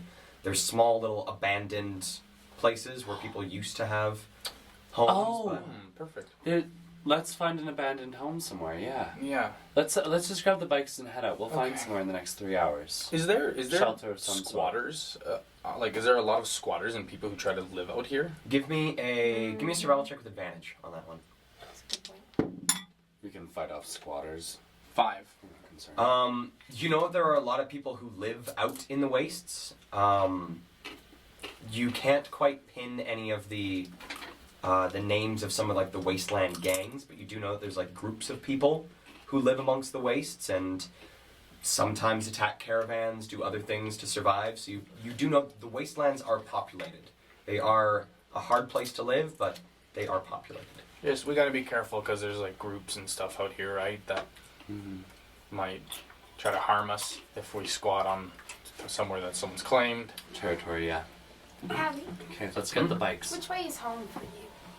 I think that actually has advantage on these rolls. And Abby, like, dead points quite unerringly, sort of north by northwest. Here. I Yep. think we should try to head in that direction. It's like 3 weeks. I know, but maybe if one day we just sort of end up in a flying city, that would not be the worst thing. Well, I thought Abby doesn't want to. You don't want to go back there, don't you? Not particularly. So it would be the worst thing for you. Okay, never mind. but you know what? It's a good idea considering our situation in New Eden, but our work in New Eden is not yet finished. We need to go back to Brit. Let her know what we found out. Brit. What if- At the Black Emporium. What if we talk to her Yeah. and she knows where he is and he's in the Black Docks Uh-huh. right now?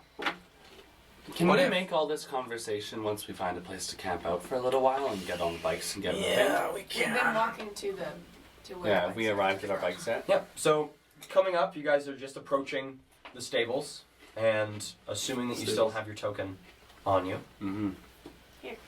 you guys approach the. It's the half-elven woman working the night shift, and she comes out and sees you. Token, please. Uh-huh. Yeah. Wonderful. Yours are just right around here, and she leads you around a little bit of a bend and unlocks a large garage door and pulls it up, and you see the 3 bikes lined side by side. Fantastic. I still think that I'm dreaming. Is it? Oh no. No. Enjoy the rest of your night. Enjoy your ride. Thank you.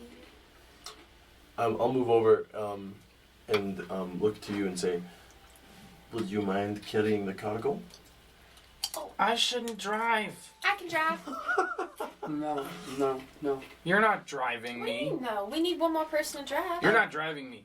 Well, I won't drive you. I'll drive the cargo, and you can ride with Abby. Why are you so mean to me? Mm-mm. What do you mean, mm-mm? Jade, you're the only one that can should drive drive. that tiny bike. Looney, listen, okay, we need to understand something about me. I am scary good at things. Put the car- Things I've never done cargo on before. it. I try Maybe I them sometimes, shouldn't. and it's just like real good.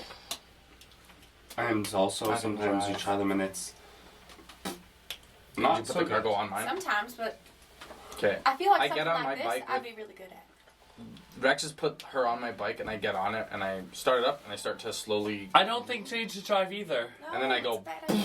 I'm gonna drive off a little bit, and then I'm gonna stop Okay, and okay. turn back and go, come on! Jade gets about 100 feet away. You see me waving to come. Now, see what you've done? It could have been me. Now it's the high guy.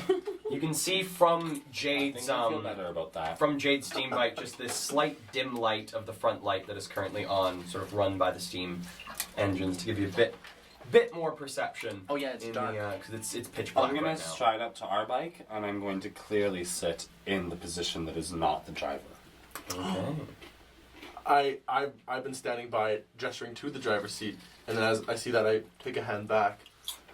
I say, "Well, I suppose I am on a bit of a roll tonight," and I climb on, Put my arms around you. rev it an unnecessary amount of times, and I'm going to slowly sort of just putter out until we see Black Dock, and I'll wait for Abby and Isla to come up beside. Abby, can Okay. I ride with you? Yeah. Can I drive?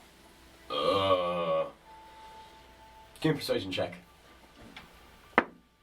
I'm good at that though. 18. 18. Fine. I don't know if we should do this in here. Okay. Yeah. I don't know if he I don't would. think we should do this I don't think he without would. See, this is I don't even this think one with that he 18. bought. He This just is one that bought he it. I think There you go. because he's attached to it just as I am. He is I pretty have a attached to feeling it. an 18 wouldn't cut it. But that's just me. Let's phone a friend. Hey Ben, hope you're having fun in wherever you are. Yeah. I won't. We'll just say that he said no. Okay. So, hopping onto the bikes, you guys drive the little way, sort of north and up the slight hill that comes into, or sort of exits, I guess, at this point, Black Dock. And coming to the top of the hill, you look down and you can see the lights of Black Dock spreading out along the coast. You can see the lights from the various little ships here and there. Stopping up there, I kind of cast my gaze over top of it and say, Ludi, we just made this town our bitch. First Black Dock, and I cast a hand over it, and then I put my hand back on the handles, and I pointed towards New Eden. And you can see some of the spires, some of these Gothic spires of New Eden poking up in the westward distance. You know what's next. What's next? Take over New Eden, of course. You and I. I, the king. Let's just focus on finding Essen first. Of course, my queen. And I into the night. I'm Okay. staring as we drive off. Assuming we're looking for an abandoned home. I'm staring at the spires of New Eden, and I'm imagining the group of us rappelling out a window of one of them. And I can almost see us doing it again. And think back on all the adventures I've had in the last little while with this group. And how different my life is from what it used to be. And it's so beautiful at night. And yet it's such a terrifying place to live. And I nuzzle back into Rex. So you guys get about 15 minutes out of the city before you see your first veer off into the wastes. Do you continue along the road that leads back towards New Eden and look for another veer off, or do you take this one? Too close, I think. Too close, Rex. Too close! I'll try to cut speed up to Jade, just so he doesn't I have to slow figure you're down. ahead because you're on the. But you went first, eh? Yeah, but you guys are on the special bike. You're on the Harpy. The Harpy's faster. The Harpy, not called special bike, called the Harpy. The hard. Hardy, the Tom Hardy. So I catch up to you. Okay, yep. Slow down a bit. What are we thinking? Abby pulls up beside. I don't know. It's it's like an abandoned home, hey? This is just a veer off. This is a veer off into the wastes. It's just the road veers off into the wastes. We could take it, see where it leads us. You said too close, you think? Let's pretend I didn't say that. I thought we saw a house. I got confused. I'll pretend you didn't say that. Whatever. Yeah, let's keep going. Let's find a place in there. Yeah, let's take this exit and see what we come across. Okay. Alright, Abby, Isla, you go first in case there's an ambush. Okay. So Abby and Isla go first. I hold my gun up like this. I'm one arm around Abby. One arm. Okay, and you guys. As we head off in this direction, I'm gonna be I'm very presently focused on the environment around us, looking for one of these abandoned homes I've heard of, or farming hamlets. And if I see something, I'm gonna alert the rest of the group to it. Awesome. Isla, either you or Abby give me a perception or a survival check as the leaders of the pack. Do we know Abby's stats? Abby's got like plus. Perception? Abby's for perception. He has his bonus. He can see anything within a mile. He can see as if it's 100 feet away. Okay. Does his dark vision go that far? His dark vision only goes up to 60 feet. I'm gonna roll for Oh, Abby yeah. then. Roll for Abby. And do we know what he adds to it? I believe I'm probably botching this, Ben, but I think It's good, right? I plus think his 9. I think his survival's at least Oh. plus 6. His perception's at least plus 7. He's got, yeah. He's got double proficiency. Yeah, because he's got expertise, I think, in both Oh yeah? survival and perception. Oh shit. Okay. So we think his perception's higher. I'll go with that. So I'd say add 7 to it. Okay, that's 19. 19.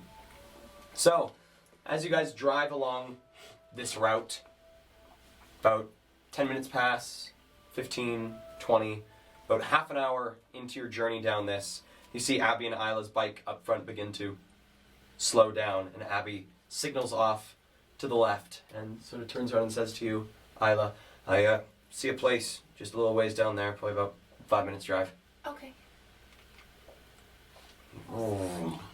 Veers off, sort of going on to, now you guys are on this much thinner, probably about, I'd say about 10 foot wide dirt road, and he's veering off onto this small, almost looks like a driveway that's maybe about 6 feet wide, Okay. and just begins, you see the light begin to disappear, or not necessarily disappear, but trail off, sort of leftwards off the road. I pull up to Jade, and they say, with like the engine still running, just like going side by side, maybe a little slower, say, isn't it strange how long it takes to get from place to place out here? Spending so much time in New Eden, it's only a 5-minute walk everywhere you go. Mm-hmm. Right? Yeah. Strange, huh? Strange. And yeah, that's strange. Hey, turn off your headlight. Theirs is on. Could you message them? No. I'm gonna speed up to them. Okay, so they're sort of puttering along, heading towards the spot that Abby has seen. You Okay. catch up? I'm just gonna get up and say, headlights off. If they hear us, it's fine, but seeing is different. Okay, we found somewhere. And there's yep, and the flashlight. And I'll shut mine off from behind as well. Okay, and I believe everyone but Ludi, for you Ludi, everything suddenly goes pitch black. You can see the sky, you can see the stars spreading out through the sky, you can see the moon quite large in the sky, and you guys begin to putter towards, and Rex, Jade, and Isla, give me perception checks. Okay. Should I roll one for Abby too? No. Natural Abby's 20. already got his. Natural 20. 20. Yeah. 15. 12. 12. All right. No, 11. 11. 1 second here. For some reason, I got. There it is. So you all see the building that Abby is beginning to lead you guys to. You see what looks like I see it too. You do not see it, not in the pitch dark. But these folks with dark vision, you can sort of see it in this shades of gray building that you're approaching. That is a clustering of 3 somewhat large buildings. One looks to be like a long barn that has had its roof completely collapsed in. The other one looks to be a small farmhouse that looks like it has seen some better days. Bits of the porch are falling off. The door sort of hangs crooked on its hinges. And the third building looks to be a small stable. And Abby sort of veers off this little driveway and down into sort of the center of this cluster of 3 buildings. Have I ever seen buildings like this before? No, you have not. Being outside the city, this being your first time out of the city, you've Yeah. They're all made out of... all made out of wood. Everything out here. Okay. Okay, I'll pull up and follow Abby. And just follow his lead. Okay. Yeah. Abby sort of gets the bikes situated in the center of this, gets clearing between the three buildings and glances between the three of them. Maybe we put our bikes in there, and points towards the smaller one to the left-hand side. Sounds good. While we were riding up, I was just gonna take a second to make sure that my gun is actually loaded. Okay, so loading the gun. Okay, so your Derringer is now Wise. What I'll do is, did he point to the stable? pointing to the stable. Okay, I'm gonna turn the handlebars and I'm gonna point it at the farmhouse. Mhm. I'm not gonna turn the light on, but I'm gonna wait and say, I'm going to leave the harpy here. It might draw attention in case anybody's nearby. Maybe, we can meet them on our terms instead of theirs. Oh, okay. And Abby sort of starts driving your guys' bike towards the stables. I head Jay, do you towards- follow? Yeah, I do. Muttering, I swear to God, if there's people here, you and me, huh? Stupid lax. And I pat her on like the back, just go. All right. So approaching into this stables, the stables themselves are completely open. There's no large door or anything that leads into these. They're open-faced stables, and coming up into them, there are 3 different little spots in the stables themselves. And pulling up to it, you all I guess it's the 3 of you, all approaching these stables, can smell something decaying in the air. Oh. Nope. And approaching closer as Abby sort of hops off the bike and begins wheeling it towards one of the spots, you see in the furthest left slot of the stables, there is the corpse of a horse that looks like it has been ravaged by scavengers and other beings. You can sort of hear the soft hum of flies around the corpse. Oh, I got confused. Is there any? Does it look recent? Give me a survival check, or survival or animal handling, one of the 2. Both. Bad. 0. Looking at it, best you can tell, it's still got flesh on it, so it's been at least within the last 3 weeks. Yuck. Yuck. No. Maybe we could save it? Oh. Abby, don't look. You like animals. I put my hand over his eyes. Okay. Your hand covers one eye. Oh, the other one has a gun. Oh, and Abby's dead. I'll never look again. Sorry, Ben. Do I hear their reactions? Ludi, are you on the bike with me, or did you go with them? No, I'm on the bike with you. Okay. You guys do sort of hear the groans and sounds of disgust from the Okay. stables. Can we smell it from the bike? Not from where you are. To be clear, I've killed the engine. Okay. It's off, and I want to just. Do I know if the light can turn on without the engine running? You do know that, yes, it can. Okay, I don't turn Only it on the harpy. I don't turn it on, but just wondering. And Okay. hearing that, I turn to Ludi and say, I know you can't see me, but I have a look of confusion and disgust on my face. Can I turn?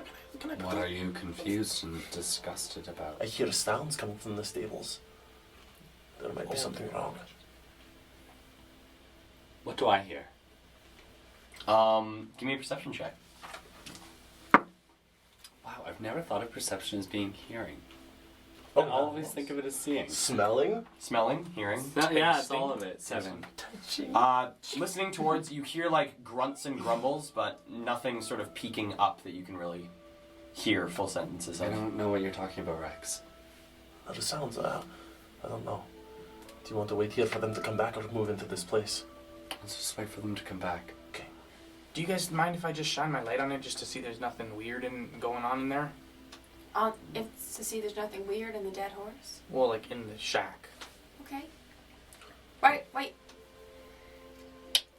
Wait, do these guns do that? The Derringer does not have a hammer. It's the hammer mechanism is hidden in the gun Okay. itself. And I just go. Make it with your mouth. Nice. Go for it. Okay, click on the light.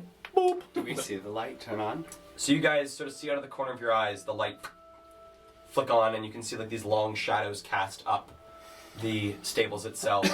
Jade, looking in, you can see the spot where Abby has now rolled his bike into is filled. The ground is sort of filled with this half-rotten hay, which is where a lot of sort of like the earthy rot smell has been coming from. Is this thick bed of hay that's begun to rot at the bottom of this one. The central one, which is the one sort of closest to where you're standing right now, is pretty well empty. You can see a trough on the other end that also has some of this rotting hay in it. And then turning the light towards the horse's corpse itself, it looks, you can see the places in it where it has been bitten at. You can see the cuts on the bone where it looks like jaws have cut at it. It's been eaten by various things, but looking in, there isn't any creatures hiding within the stall with the horse. It's just the horse's corpse. You can sort of see the half portion of the horse's skull where the meat has been completely stripped from the bone. You can also see spots along the ribs and along the spine where similarly the flesh has been stripped from the bone. I turn the light off. Okay, we're good. And I'm gonna roll mine into the empty stall. Okay. And so getting these in the stall, you guys return back to Abby, the crew. can you grab her? Yep. Grabs her and very easily over his shoulder. Suitable? There's a dead horse in it. Well, let's check out the farmhouse. I'll conjure a musket, which makes no light, but a sound that's only, it's kind of like a hollow, metally howl, or like sort of a hum. It's like in my hands. And I'm just going to aim it at the house and say, I'm going to turn the lights on so Ludi can see as we approach. Let's be careful. Abby draws his the bleeding axe and pulls out the shield. I draw my fists. I walk. I'm just walking. Jade, did you get an idea of how old the horse was? Not how old it, how long it had been dead for? I don't know, like, it still had flesh on it, so it wasn't, like, stupid long ago, but I don't know. I think it was recent, probably not, like, today, but What is your best guess? 3 weeks. 3 weeks at most. Was I it? did a roll already. Oh shit. Sorry, I missed it. Did it appear like to have been attacked or just dead? I don't know. I have no idea. It looks like it was getting eaten. Oh, okay. So it's hard to. Okay. You So can go back click and on- look at it, but No. I'm not. No. Flick on the light, flick the house. Yeah, and as soon as I flip on the light, I'm going to look through my sights and see if I can see any movement, heads poking up through windows or doors. Okay, so the light flicks on and you can see the sort of white flaking paint of this house sort of come to light in front of you. You can see the bits where the front, it sort of goes up a couple steps onto a bit of a wooden deck, and then from there goes to the door, which is currently hanging on only one of its hinges on just the bottom hinge. Looking at the building itself, it has the one large window that looks out onto the patio, the deck itself has been shattered, and you can see the bits of glass and wood that still remain in the window itself.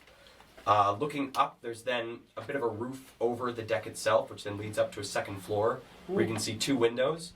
One of the windows is intact, the other window has been shattered, and you can see what looks to be sort of drapes and curtains that have fallen out of it and are still softly blowing in the slight nighttime breeze.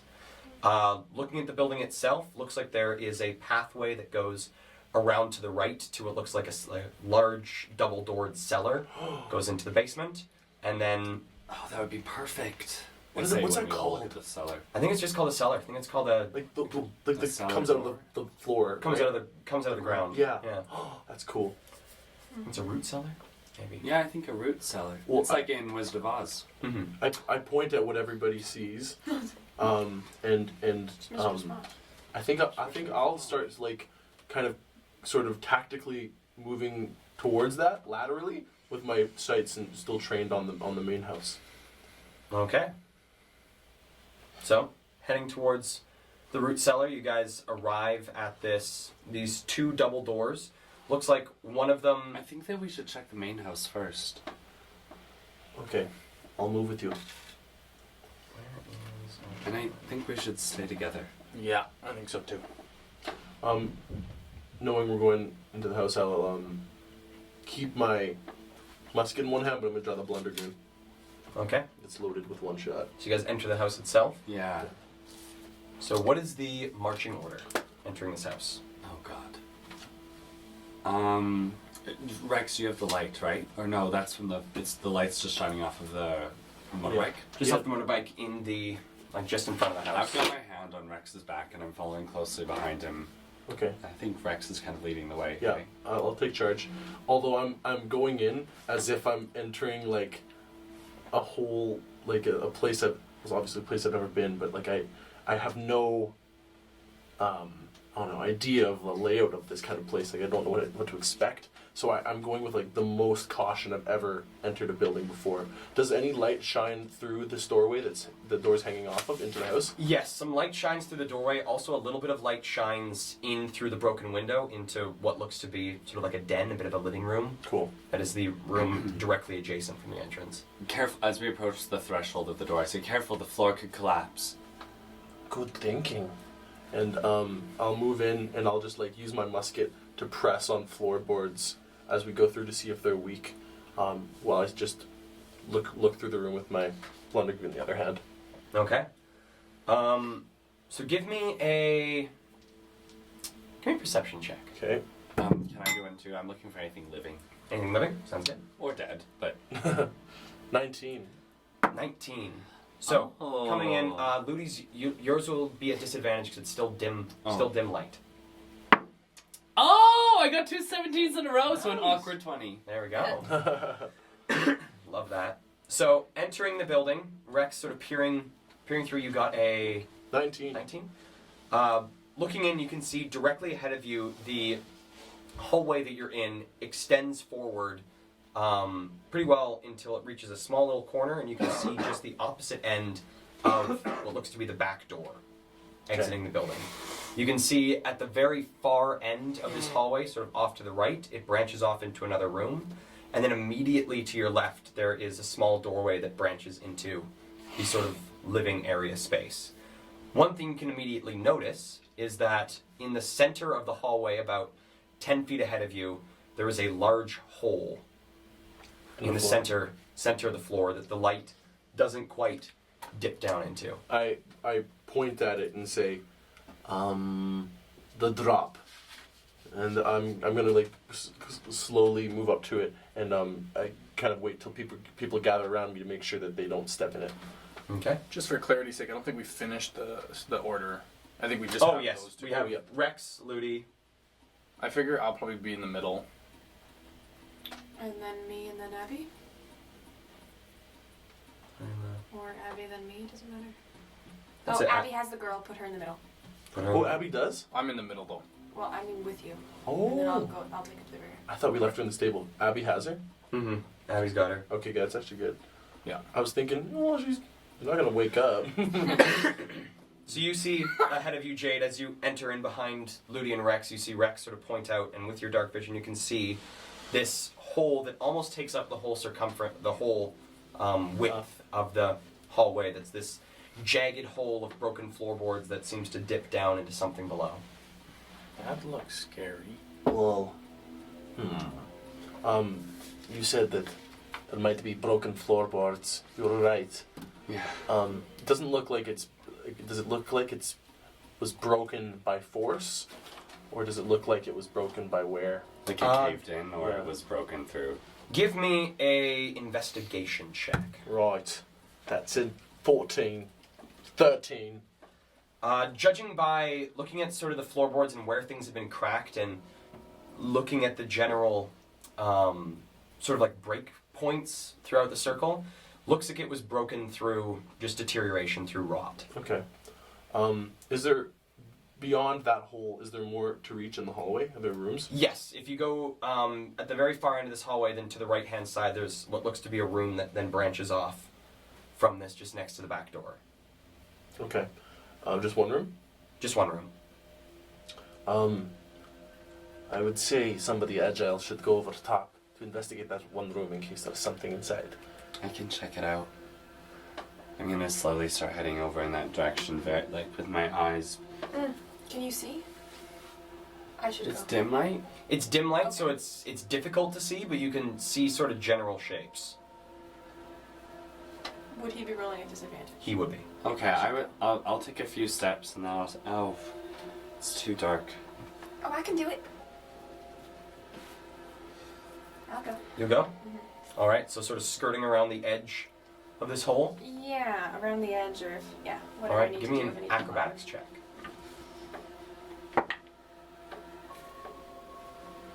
19. Okay, so quite easily, making your way around, you feel some of these rotten floorboards begin to give a little bit, but then sort of moving your weight over to more steady boards, you are able to get your way around.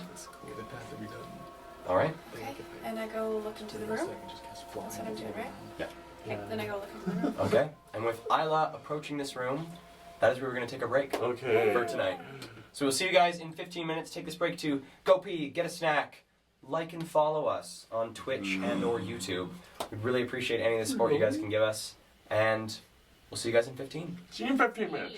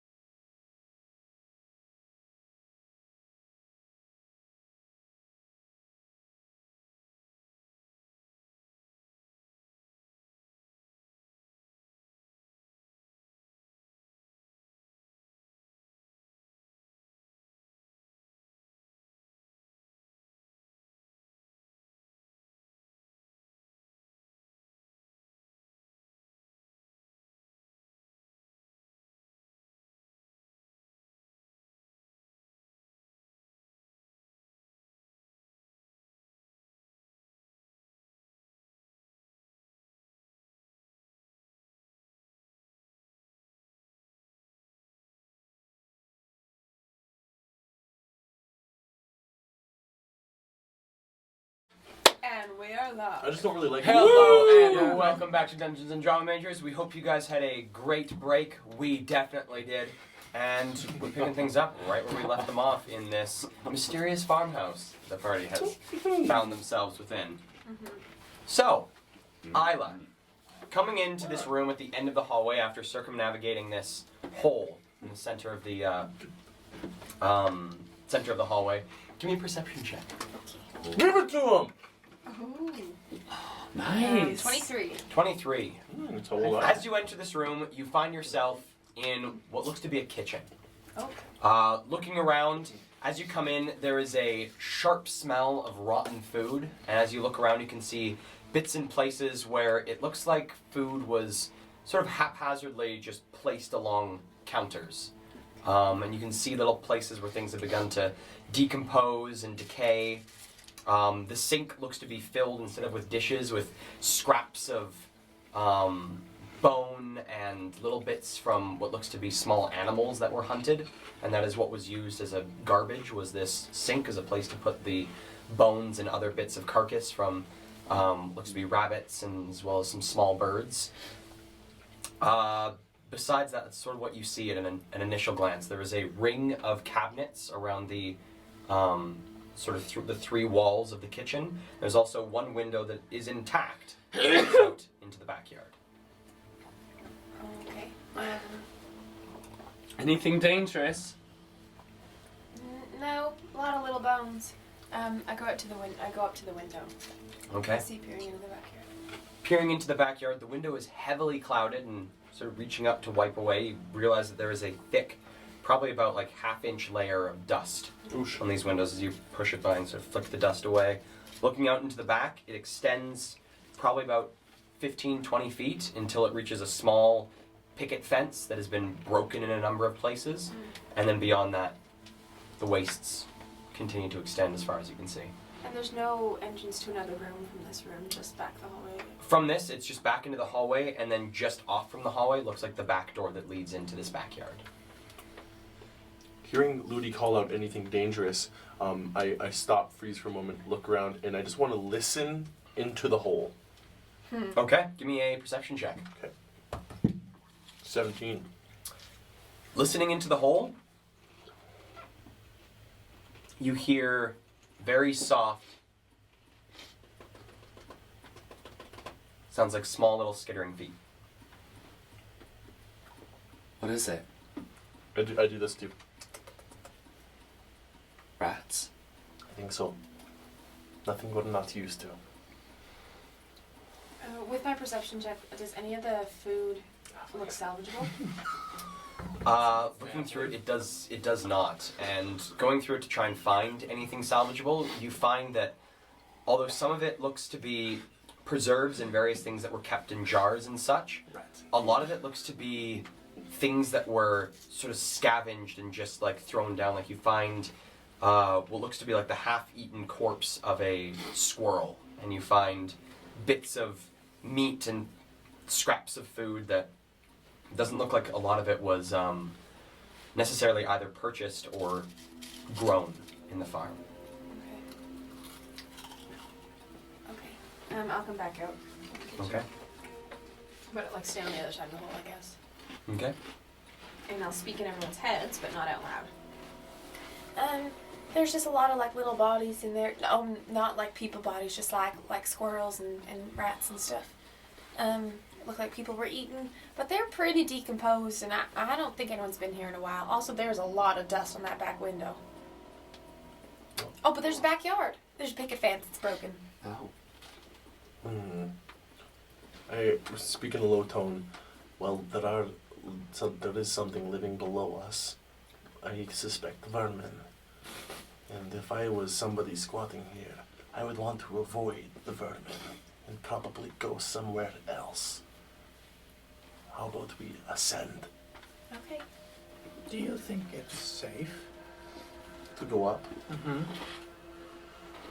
50-50. There's a hole in the floor. Do you think that... Would you come in here and go, I want to squat here. I'm going to go to the top floor of this breaking house. There might be one room that is safe. And if I were to walk in here and see that hole, I would immediately leave. I think we shouldn't all go up there. I can go. Or someone else can go. I'm just in your head, so me being loud is enough. Did it feel like the floorboards were gonna fall through, or did it feel sturdy? Some of them were pretty weak, right? Some of them are pretty weak, but you were able to find a path. I just think weight-wise, if, we have Well, this giant man and a bunch of regular-sized people. Abby sort of looks at the hole and should we move I on? could probably like up over it. I think he needs to go upstairs, Abby. oh, Jade, you are the lightest one. Well, what we need is a space for the 6 of us to rest. So, if we don't feel safe up there, then we move on. Well, I mean, we just need. I think this house will be just fine, as long as the house is fine. There might be something up there. I'm fine with you going.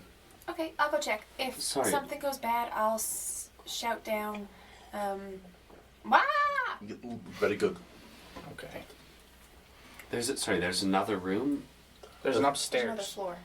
And what if there's something up there that, if we try to sleep, will come and kill us? Oh, yeah, no, I got confused. Cool. It's dark, I can't really see the... You can't think properly, right? No, I can't see the stairwell leading to the 2nd floor. It's okay, I'm gonna go. I'll be back. I'll wait halfway up the stairs for you. Okay. okay. So you guys venture into sort of the living room and start heading up towards the I stairs. follow behind Rex with my hand on his back. All right. So you see coming into the living room the bit of light that is shining in from the harpies light sort of casts these long shadows through the room, and you can see what looks to be a half-rotten couch near the center of the room. Along the back wall, you can see some paintings that have been heavily covered in dust along the back wall. Besides that, it looks like there's been a bit of seating that has been set up to look outside this one window that looks out into the front. But besides that, the room itself is dirty and filled with little piles of dirt where it looks like floorboards from above have fallen and decomposed onto the floor. It's pretty... What are the paintings of? Give me an investigation check. Just at a quick glance, I'm not like stopping to. Hmm. 4. From where you are and through the similar thickness of dust on these paintings, you can't tell much except for that it looks like one of them is of 3 figures, another one looks to be of a building, and the third one seems to be a landscape of some sort. Okay, up I go. Okay? So heading up the stairs, give me an acrobatics check. Oh, No. natural. Oh, fuck. It's a natural one. No. Natural 1. What is it with your mods? 8. 8. Wow. Alright, so heading up these stairs, you feel as you reach about the 5th step, you feel the step crack underneath your weight, and there's this sort of hollow that echoes through the house, and you all sort of look and see Isla like, You okay? Yeah, I'm good. and continue up the stairs and find yourself upstairs, and as your foot places at the top of these stairs, you can all hear just this deep groan of the wood of the house as she reaches the Shay, 2nd floor. would it be possible for you to mend the house at all, or the floor? It would take way too long. I can only do like little areas like this big, and and then I go, you can't see my hands, like about the size of your head, Oh. like a scarf. Alright. So upstairs, anyone follow her upstairs? Just Isla going upstairs? Oh, sitting on the stairs with Ludi. Okay.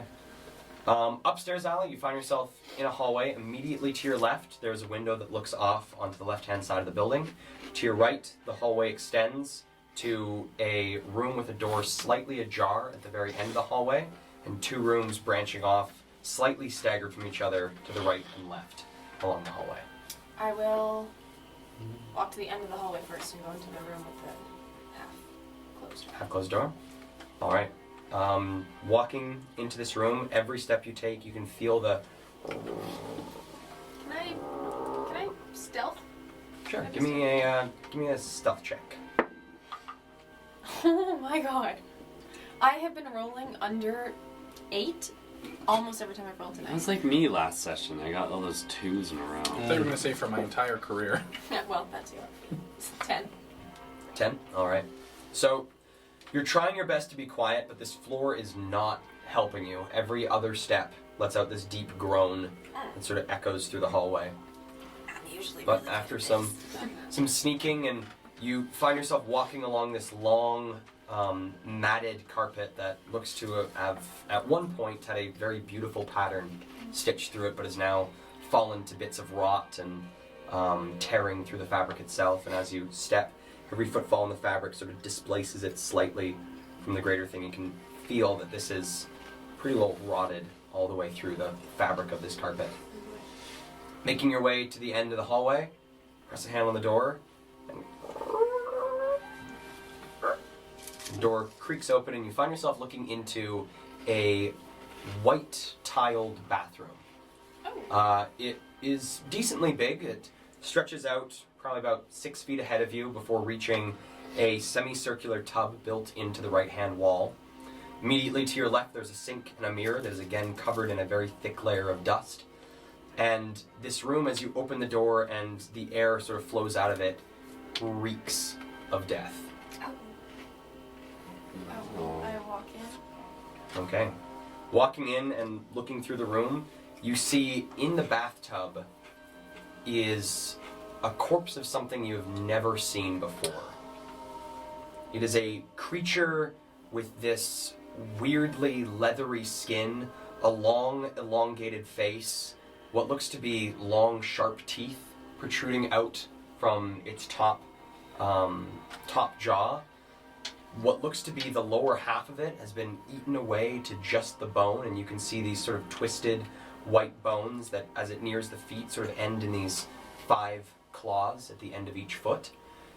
The being looks partially bestial, partially humanoid.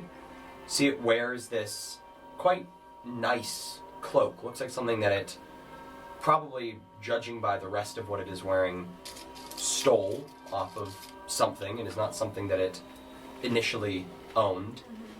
But this thing is very much dead and sort of leaned up against the wall in this bathtub, and you can just smell the reek of its decaying corpse in this tub.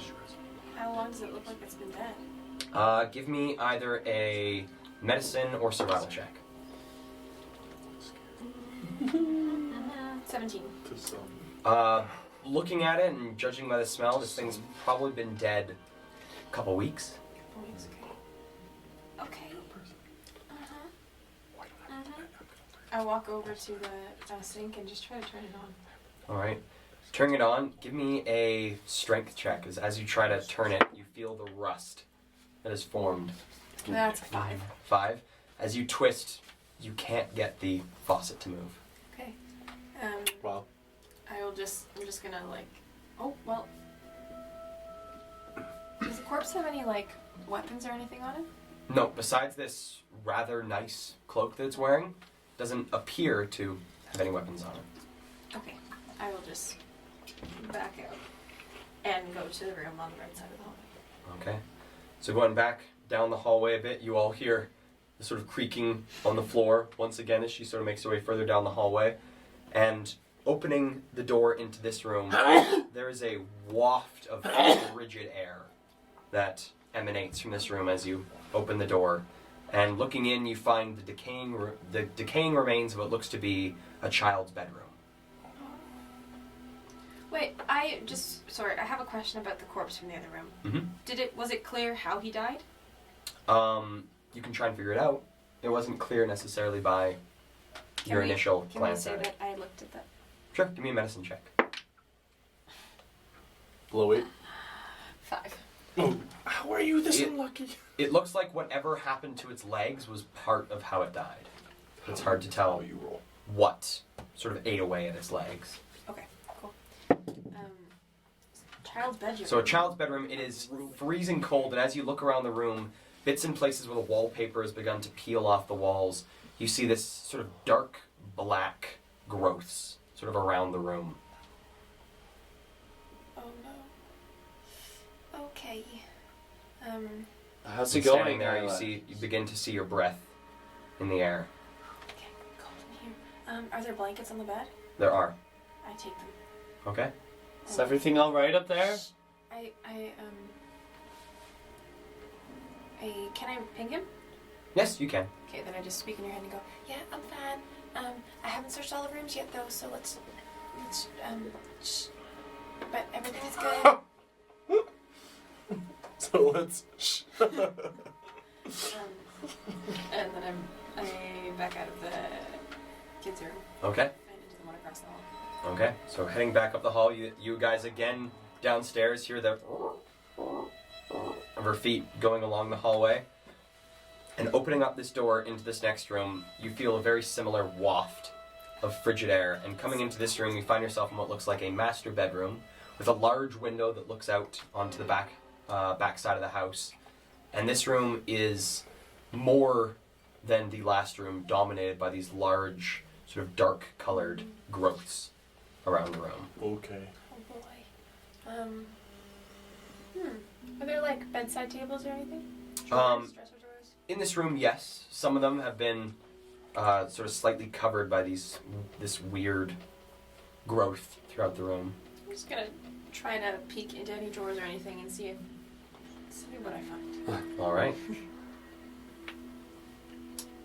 As you approach these drawers, you feel the cold intensify.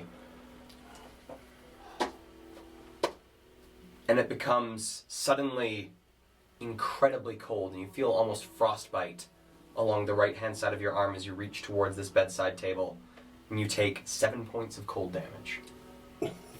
Whoa. Wait, okay, hold on. Are the windows broken in here? Looking at the window, the large window is completely intact. And it was comfortably warm outside too. Sort of pulling away. Okay. I didn't get the drawer open. No. Okay. I get it. Your house, not mine. Can I borrow your blankets? I go to touch a blanket on the master bed. Nothing? Grabbing one of the blankets, you Okay. still frigid cold in the room. I get the blanket. Okay. And pulling the blanket close to you, you feel sort of the almost, I guess, insulation of the fabric until suddenly you feel another pang of freezing cold as your arm brushes up against something in the blanket itself. And you take 10 points of cold damage. Oh my god. What is it? Do we hear Isla say, "Okay, I get it, your house"? Yeah, you hear her talking to something in one of these rooms. Isla, who are you talking Don't to? she said not to shout. Oh. Wait, do I see what I've touched? Or do I She feel said what that I've in my touched? head. You Oh, yeah, you're feel right, something sorry. hard in the blanket, and you feel this pain. What do you do? I shake up the blanket. Okay, shaking up the blanket, you see as you open it up in front of you, one of these sort of like brownish growths across the blanket itself as you hold it out at arm's reach. And it's hard? It's like, is it like mold? Give me It's not mold. a perception or survival check. Oh, I suck at everything. Ugh, 10. It's something growing on the blanket. A baby. Okay. I'm gonna leave that blanket. And I'm gonna back out of the room. You know what? On second thought, keep it. It's fine. And I'm backing out of the room. And that's all the rooms on this floor. That's all the rooms on this floor. Okay. Yeah. And I'm gonna try to come down the stairs. As I'm doing it though, I'd like to ping in everyone's heads and go, as I'm crawling down the stairs, go, do-do-do-do-do-do-do, da-da-da. Give me another acrobatics check. What is she doing? I'm so 11. 11. As you're walking down the stairs, you feel one of the stairs begin to give, and you quickly pop your feet up as you make your way down the stairs and reach the bottom. As soon as I realize it's music, I walk it out. Isla, you look enough. Isla, you look terrible. What happened? First of all, rude. Second of all, I'm cold. Yeah, you're shivering. Yeah. Okay. Cold. What's No, so there's like There's a corpse in the bathtub. A corpse of what? I don't know, like a leather man. Like Jar Jar Binks, Who's that? a character from one of my favorite illusion movies. Are illusion movies a thing? They are not. Sorry. No, it's like this leathery guy, and he's got claws for feet, and also something's been eating at his legs. Okay. But he's dead. But listen, no. And then in the kids' room and parents' room, super freaking cold, windows intact, and I think there's like cold mold. Okay, we're leaving. Let's go. We can't stay here.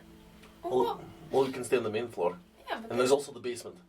We still need to check the basement just to make sure there's something that's not hiding down there. I don't think we should stay here at all. Well, the basement could be fine. I did bring blankets from the kids' room.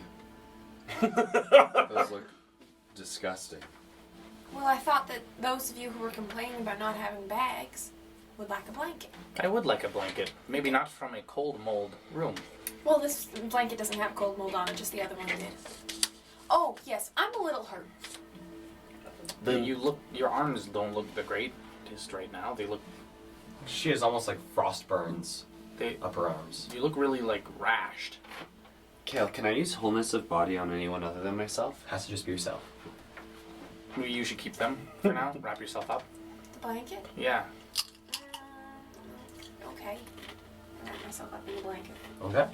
you heal all the damage back. This is a blanket of healing. Wow. At that, I will.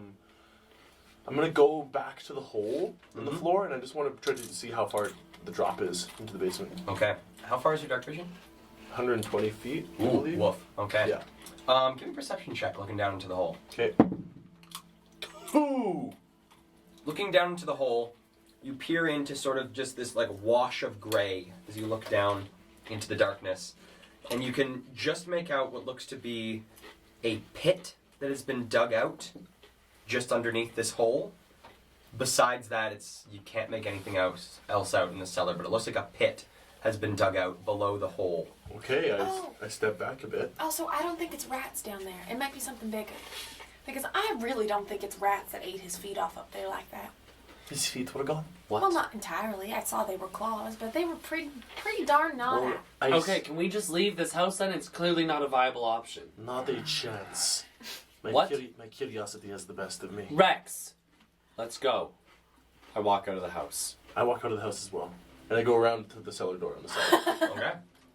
I stay in the house. No, If you no, do, from no, not Yes, the cellar. yes, No, Rex, yes, why? Yes. In No. improv, you can never say no. And I open the cellar doors. Okay. Opening I up. walk out and I follow. We'll follow him. What are you guys doing? It's I'm opening- curious too. Abby, I'm gonna get Abby to stay with me. We need a place to stay, and this is curiosity killed the cat. Ever heard that? well, I am a dragonborn, and this is a halfling. Meow. Opening up the cellar doors, they open with a hard shkoom as they sort of hit the sides where their hinges stop. Man. And looking ahead of you, you see a small set of wooden stairs that lead down probably about 15 feet into the cellar.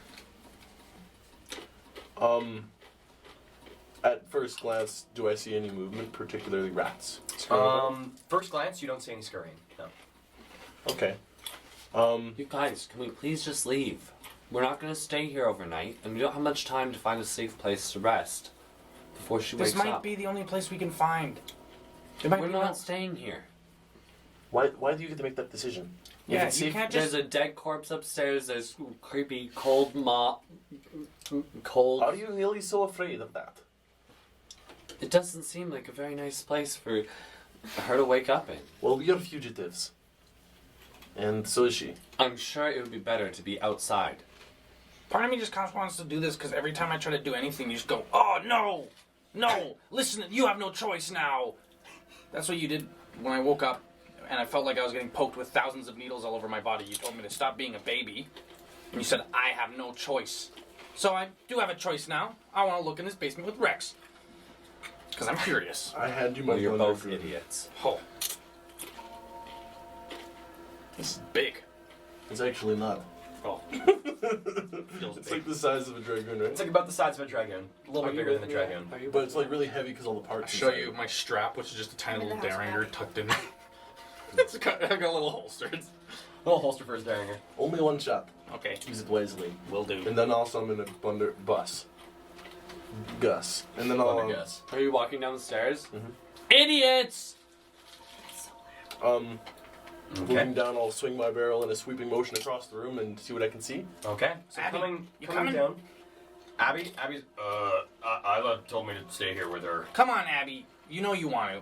We're not outside. We're like watching the hole from the inside, so we can Oh, come yeah, down. they're looking Okay, down gotcha. the hole. Oh, gotcha. from above. Okay. And you both also notice that there seems to be a pit dug underneath the hole. So Wait, what do you mean a pit underneath the hole? looks like Yeah. like there's the hole that's sort of almost like the bits of wood sort of bend inwards down into this hole, and then underneath it looks like in the cellar a pit was dug in the floor underneath this hole that In the extends. floor of the cellar, there's a pit. In the floor of the cellar, there's a pit dug Okay. that's approximately the same circumference as the hole in the floor. And it looks like it was dug. Looks like it was dug. Interesting. So coming down into the cellar, as you come down and the cellar begins to open up in front of you, you find yourself in a wide sort of square room. Immediately in front of you, you see the sort of top part of this pit that has been dug that as it descends down from where you're standing, you can't see the bottom of it. Looking to your right, you see a large number of crates that have been set up. Looks to be various stocks and supplies. You also see, along with these crates, some small vials and what looks to be jugs and containers that have been placed along the tops of these. And in each of them, there is a black liquid floating in them. There's black liquid in the vials? In the vials and in these mugs, in these sort of jugs and mugs. Looks like things that were probably taken from the kitchen. Watch my back. I'm going to waft. Okay. I'm going to Okay. if they're corked. They are corked. Okay, I'm going to uncork and safely, as I'm proficient with alchemist supplies. I know to waft, not Okay. stick my snout. Give over me top. an alchemist tools check. Okay, so proficiency and Proficiency and I'll say intelligence for this. Roger that. All right, that's going to be a 21. 21. Wafting these, they smell. It's a weird sort of like this deep, almost decaying smell, but there's something sharp to it, almost like acidic, almost corrosive to this liquid, whatever it might be. This might be acid, poison, some sort of concoction. Might be rotten food. I mean, I don't know what I'm talking about. So I don't know what it is. Don't know what it is. Corrosive, almost acidic. Mm-hmm. I'm gonna take one small vial Mm-hmm. temporarily and just leave it. Okay. So that was over to the right. That was over to the right. Looking over to the left, you see a spot where it looks like a lot of these barrels have been pushed over along the sides of the walls to make almost like a U around. You see in the center of the U, there looks to be something set up with what looks to be bones of animals, as well as a small spot where it looks like a fire was lit at the center of them. At the center of it. Do you think that was recent? Can we see them? These- From where you are, you can't see them. I just want to say I go back into the house to wait with Abby and Isla. Okay, so looking down into the hole as well. Yeah. If there was someone who would know how long ago a fire was lit, it'd be Abby. Abby, Yeah. you should come down here and check something out. Yeah, you can jump. There's a cellar outside. You can come. I don't trust this. I'm just gonna. Goes out the front door and comes back down the stairs and joins you guys. What do you want me to look at? I pointed the fire. How long do you think that's Oh. been there for? Or do you think like? Give me a survival or survival check with, let's say, +8. Let's just do that. Yep. What'd you get? 2. So 10. +8, Oh, okay. 10. Abby sort of squats down at this little fire and begins sort of poking at it and sort of feeling the ashes with his fingers. Not warm at all. Definitely wasn't lit within the last couple days. Judging by, and he sort of gestures to the bones around him and the placement of the bones is symbolic. And there's a skull here, and he points to the front, and sort of dead at where the top of the fire would be. Looks like there's a cow skull that has been placed at the top of this thing, and you see, looking at the various other bones and things, it seems to be in a particular arrangement. They seem to be arranged, not necessarily just strewn around this fire.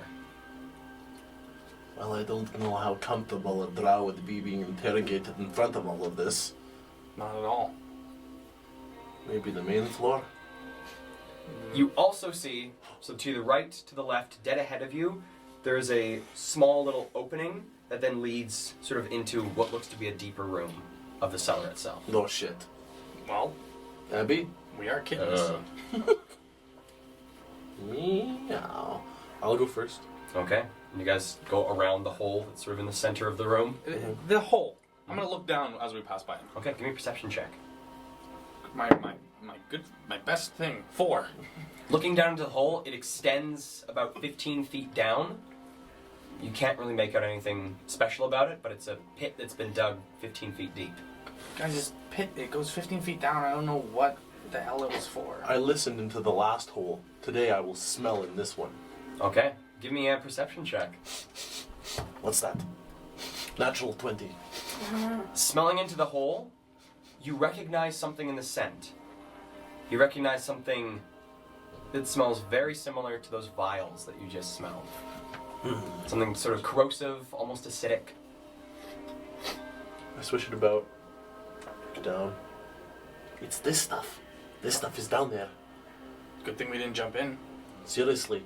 I'll look around to see what else is in this room, if not just the hole. It's just the hole, this sort of U of barrels with the weird shrine in the center, and then to the right, these crates that have been arranged with these various containers holding this black liquid. Okay. I'm gonna message up to Isla. Hey, don't jump into that hole. Don't jump down? Yeah, because you might go into the pit and there's acid in there or something bad. Oh, okay. Maybe you guys should just come down here. There's a deeper room and we want to look inside to see what's up. Okay. Try not to pick any fights, so I'm not feeling too great. I don't want to fight either. I would probably die. I think there might be something great for us down here. Who knows? Okay. Ludi, Okay. we're going into the cellar. Yes. We're going into the cellar. Okay, so you guys sort of arc around and come up behind the boys in the cellar. So I just come up really quietly and go, "Bam!" oh, don't do that. You are intimidating. I take it back. We're not trying to fight. Buddy, don't worry. Imagine I If look like. something happens and runs, I'll be the first to boot it. Okay. Got 10 hit points left. All right. Go on, Rex. I'll go on. Okay. There's more to this room? There's more. There's the bit that extends into this sort of wooden archway that then looks like it leads into another Yeah. portion of a room. I'll go in. Okay. Give me a perception check. Okay. Yeah, alright. It's gonna be a 10 this time. Looking into this room, it opens up and extends into this rectangular room that's sort of lengthwise, that you're looking into this sort of lengthwise rectangle. And as you peer in left and right, you can see what looks to be small little piles of looks to be like hay and fabrics and things that look like they were set up as beds through the room. On the right-hand side, you can see what looks to be the bones of 3 creatures that you do not recognize. These perfectly white bones. Like there's Looks like skeletons? looks like they've been picked completely clean, these skeletons, lying on the right-hand side of the room, sort of in a bit of a spot away from where these beds are. And in the left-hand side of the room, you see more of these bones and what looks to be bits of corpses, but they're all sort of obscured by this just blackness over them. Blackness over them. Mm-hmm. Not, it's not darkness, It's something is over top of them. Before I come into this far room with the boys, I just want to take the cow head. And with my Oh. foot, just like move it. Move it slightly. Move it. Move Okay. it like 2 feet away, yeah. Okay, so you start moving this cow head and you just hear sort of the rough and hollow sound of the bone just scraping and echoing along the dirt floor. And then the bones were in like a circle.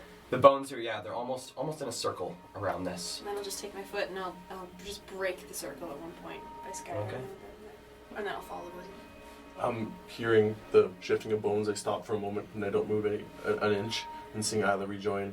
I'm gonna hold up the flask and kind of look at the blackness in the corner. I'll move over to a bone that I can see nearby, uncork it and just pour it on the bone, just a couple drops and see what happens. Okay. Pouring it on the bone, it hits the bone and slides off, and then just sort of coalesces into a small little pool in the dirt. I recork it, and I'm going to cast Mage Hand. And as I do, saying, Zormegat, I want to cast the hand over to the blackness and just kind of drag my claws through it and see what happens. All right. And the hand can grab things, right? Yeah. Mage I hand. can lift like 5 pounds though. So the hand reaches down and begins to sort of run your draconic claws through the blackness, and you see sort of the like faded color of this magical hand just suddenly get enveloped by the blackness, and you feel the spell fizzle. Coming in between your legs. What the hell is that? I try to like gain control of it. It's just gone. Feels like it's gone. Well, I could try again, but I fear that it wouldn't work. I was trying to drag the blackness off of whatever it is covering, but What else is in this room? All you can see are these, what look to be beds that have been made out of various materials like hay and bits of fabric and such. The picked clean bones on the right-hand side, and then what looks to be corpses and some of these bones on the left-hand side, draped over by this black thing stuff. I'm gonna get a little bit closer to it, not at all letting it contact me at all. I'm gonna try to figure out if it has any magical properties to it or anything along that. Okay. Getting close to this thing, give me a perception check. and I'll be right next to him. Right next to him? Reroll natural ones Nice. into a natural 20. Oh my god! Wow. Minus 2, 18. Cool. So with that 18, how close are you? Like you're staying I would say- away from it. I would say I am like, let's say, you know, if someone was trying to hit you, Mm-hmm. I'm at a distance where they couldn't reach me without taking a step first. Cool. So staying about like that'd be, I'd say, with the rules of D&D, about like 10 feet away. You glance at this thing, and you see what looks like this like almost black fabric, this black substance over these bodies, and you can just hear this like slight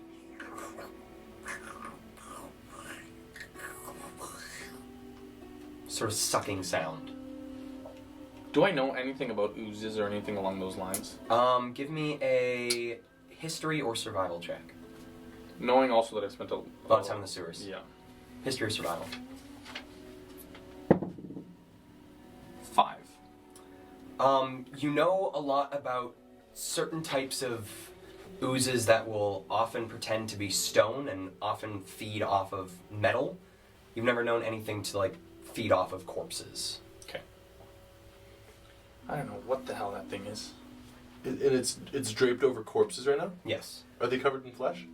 From what you can see, the bits that are sticking out, some bits are covered in flesh, others are white bone. Okay. I sort of back up a bit, and I train my blunderbuss on it, and I just wait to see if it reacts. All right. You just sort of hear this very dull slurping sound. Well, it's not disturbing us right now, It doesn't seem like it wants to disturb us. but if we want to stay here, it might do what it did to these people. We don't stay here, no way. Luli's right. This is not the place for us. Okay. Do you think there's anything? Valuable Yeah, on their bodies. maybe. Well, that thing is in the way of it. Is there anything else in the room? I kind of walk around it and see if there's like a box or anything like that. Anything that. Looking around it, there's nothing, nothing near this side of the room that looks to have any sort of value to it. Okay. Yeah, I don't think there's anything here. Maybe back up those crates. I'm gonna go back past the pit to those crates with the black bottles, and I'm gonna take a couple bigger ones, Okay. jugs if I can. So leaving and heading out to grab these things, and as you turn to leave there, Jade, you hear a. And does a 14 hit you? It just hits me. You feel this slap, almost as if like a big thing of water had just smacked into you, and where it contacts you, you can feel burning, something acidic. And Do you I take. hear that from the bottom of the stairs? You don't hear that. If Jade calls out in pain, you will hear it. I'm just gonna wait till I hear how much damage, and then I will react accordingly. Okay. I was in the room with them. You're in the room? Yeah. So you do hear this and the sound of an impact. Jade, you take 6 points of bludgeoning damage. Ow! What the hell? What? And 14 points of acid damage.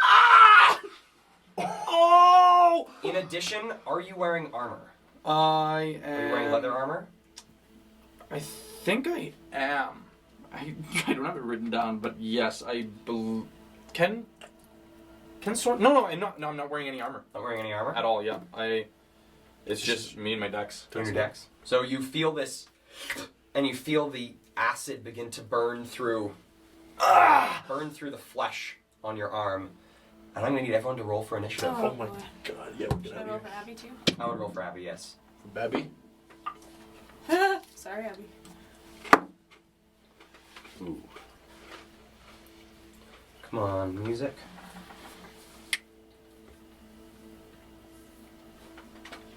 Let's all die in a basement before we interrogate the woman. I'm at 10. Could you imagine if we all died and then this woman wakes up in a basement, chained, shackled, black and there's this black ooze eating our bodies, and it's slowly just coming towards her? Torture. Isn't she in the with the outside with the bikes? Abby picked her up. Abby picked her up. Abby, I imagine, has brought her into the basement with him. Yeah. Well, if we just dip her in the black ooze, she'll wake up. That is true. Unless she fucks up her concentration. All right, so She doesn't know. let me give a roll for this thing. Uh-oh. I have 4 health. So anyone 20 and above? Yes, 22. 22 for Isla, 17 for Rex. 17 for Rex. Between 15 and 20 besides Rex? 10 and 15? 11. 13. 11. So that is Jade.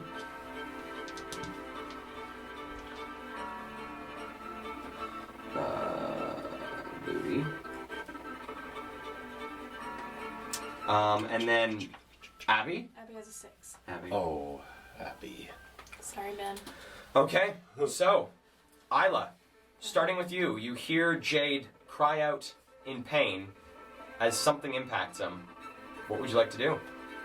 What was that? It's attacking me! Okay, I grab him by the arm, 1 sec.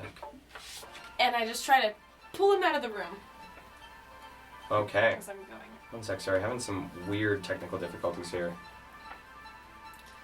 It's okay. I can elaborate. I reach out into the darkness. I grab Jade's small arm. My fingers envelop his wrist. I feel the weird bones in your wrist. They're not weird. They're all weird. Dude, you're fucking acidified though. You're like flesh dripping off. Oh my god. My clothes. My poor clothes. Oh Okay, so you reach out, you grab Jade, and you pull him out of the room. Oh! Yeah. All right, do you resist, Jade? Heavily. No, I don't. Okay, this thing is going to make an attack of opportunity against you, Jade. Oh. Against him? Against Jade, because he's within 5 feet. If you're grabbing Jade and pulling him, you're not within 5 feet. It's gonna swing out at Jade. That is a 9 to hit. No. Thank the It does not Lord. hit. So you hear again this that you can feel the sort of flow of air as it swings past you. I don't know. Pull him out of it. Okay. So you're just gonna pull him as far out of the room as you As can. far out as I can. Okay. Yeah, So I- you clear the outside of the room and sort of just enter this, the area with the big hole in the center. Bad, it's not good. We gotta go. We gotta go. Come on, Black Fog attacking people. Okay. And that's your turn. Okay. Rex, what would you like to do? Taking advantage of the swing that I'm going to kind of narrowly avoid, and seeing the acid dripping off of Jade, I'll turn my blunderbuss towards it, snarl a dragon toothy one, and then release a big old blast within 5 feet. All right.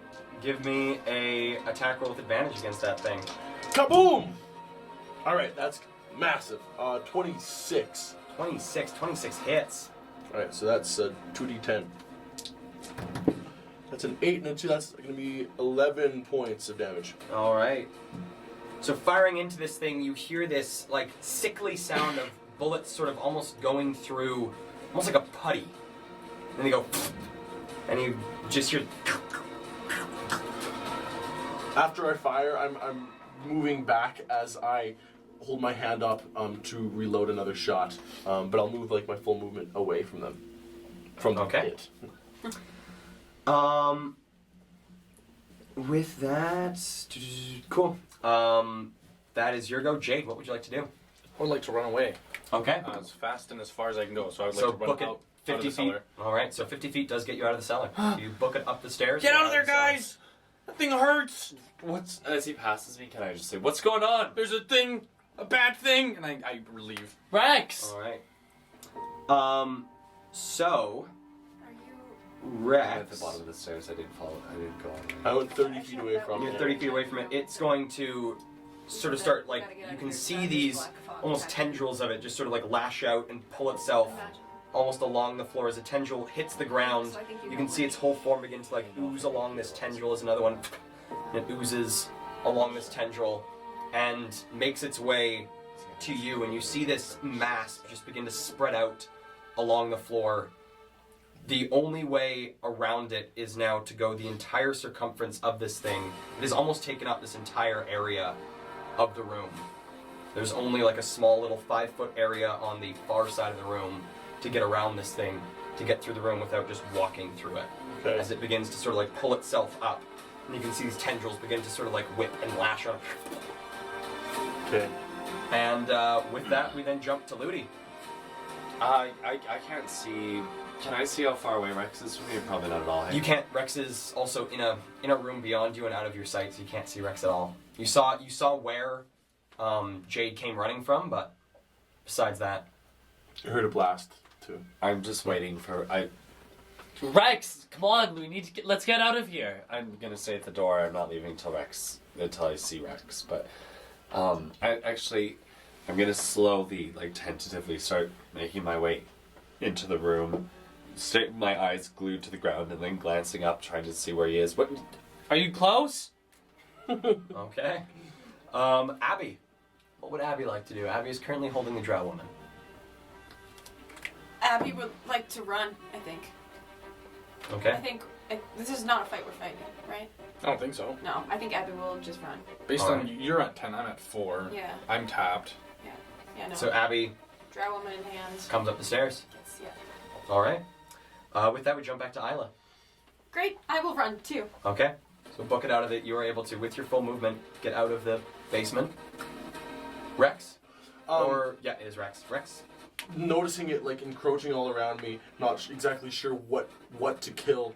And having loaded another one, I'm going to like turn and run. But then as soon as I see it get closer, I'm gonna do like a quick 45-degree spin and shoot, and use the kickback of the blunderbuss within 5 feet to try to propel me as I move my 30 feet away as well.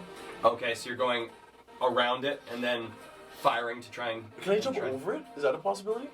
You can attempt to leap over it. Okay, I'm gonna use the blast of my blunderbuss to shotgun jump over it. Okay, so instead of shooting it, or No, I'm gonna shoot it and try to over top Okay, of it. give me a roll to hit, followed by an acrobatics check.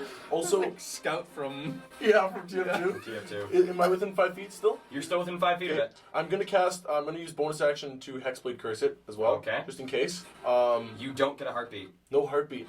No Okay. heartbeat. I point at it, and then I grab the other side of my gun, and boom! Blast! That's the same roll before, 26. 26 hits. Okay. It's gonna be 2 of these. It's a 4 and a 10, that's 15 damage. Actually, 18 damage. 18 damage. 18. Body. And an acrobatics check. Yes. That's a 15. All right. So 15, you were hopping over a.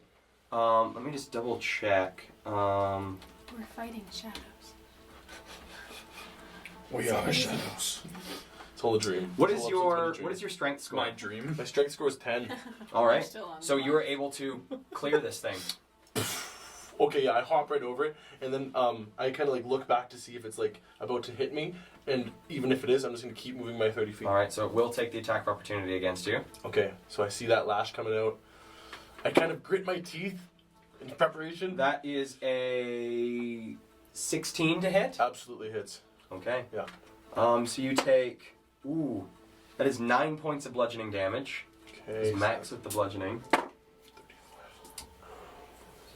Oh, that. Here you go. Plus 17 points of acid cut in half because you're a black dragonborn. Yay! So what's that? 17. That's 9. Goes down to 8. Oh, it's still a lot of damage. Are you wearing armor? Uh-huh. So what armor are you wearing? Leather armor? No, I'm wearing a chain turtleneck. Chain turtleneck. 13. So the AC given to you by that chain turtleneck has been permanently reduced by 1 as the acid corrodes through What? the chainmail. So my AC is 14 now? Your AC is 14 now. Okay, that's kind of awesome and awful. Okay. We went in there looking for maybe some loot, something nice. You got a decrease to your. I got a debuff. the debuff forever. And then you're able to make it so you go 10 feet across it and then 20 feet out of the room. Yeah. Okay? Yeah. And wait, am I out of the cellar or just I'm in? You're out of the room, you're now about like halfway through the pit room. Okay, cool. Yeah. And just kind of steaming, seeing the hole in my chain. Keep moving. Okay. It is now Jade's turn. What would you like to do, Jade? You are at the top of you've made it up the stairs. I look behind me. You see Abby come up, you see Isla come up, and you can see Ludi at the bottom of the stairs. No, Rex. I'm gonna go to the bottom of the stairs and look to see where he is to see All if right. it's all good. Coming down to the bottom and looking to see Rex. You see Rex rounding the corner and coming into the room as you see this black mass begin to twist itself around the door frame and come towards Rex. And you can see wherever the bits of these sort of tendrils that latch on to the door frame, you can see the wood begin to dissolve as these tendrils pull against the wood. I'm gonna freeze and frostbolt him. Nice, alright. Give Oh, me nice. a roll to hit. Natural 20. Alright, that hits. Wow. Okay, so What is that's, the 8? I got 2d8. So 16 16, plus 25 damage. 25 damage. So this bolt of ice fires towards this this mass of black goo, and as it hits, the mass sort of comes up, and you see the bolt strike directly into this mass. The ice crystals form around it, and just fade into the mass. Okay, and then I'm gonna turn up and run back up the stairs if I have any more movement. All right, book it up the stairs. It is now the creature's turn, and it is going to use its 20-foot movement speed to catch up to you, Rex, and Okay. take another swing. Okay. That is a 17 to hit. Yeah. So that will be 5 points of bludgeoning. Okay.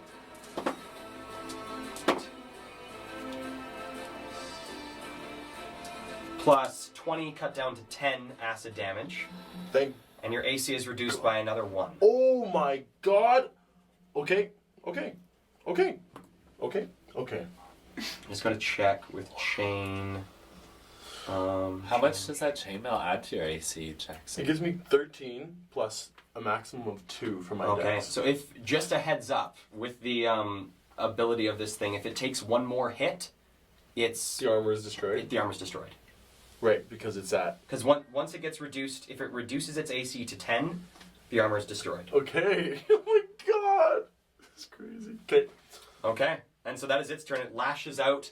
You hear Rex cry out again as this impact sound hits. And Ludi, you can see Rex sort of running, and you see this black shape. It almost just looks like darkness is following him, attacking him.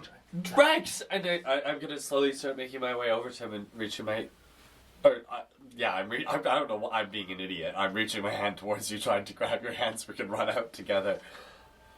Do I get to him? Yeah, you get to him. I'm stepping carefully around the gun. Let's go, and I'm gonna use and then I'm gonna run out with him when it's his turn again. Okay. Try and drag him out. If you want, you could use your action to attempt to drag him with you a few feet. Oh, okay, sure, yeah. All right. Yeah. So, drag, and do you go along with him, Rex? Yep. All right. So you're able to make 15 feet away from this thing. It is going to take an attack of opportunity against you. Okay. It does have its reaction back. Okay. That is a 12 to hit. 12 doesn't hit! Okay. Wow. So as this thing, you By can one. feel it just By miss one. you as this thing swings at you and you're pulled 15 feet away from it. It's Ludi's momentum that moves my spine away from this tendril as beads of sweat spray onto the acidic monster. Wow. All right.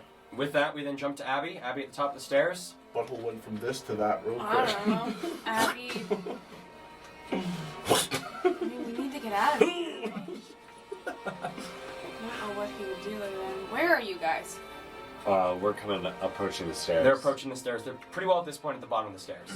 Okay, Abby's gonna take the woman and head to the to shed. bikes? The bikes are. Cool. That goes to Isla. Follow him? I was following Abby. Okay. Rex, what would you like to do? Is it within 15 feet? It is within 15 feet of you. I'm gonna blast it. Okay, another With shot. One of us. So this one is not an advantage, it's just a regular roll. Okay.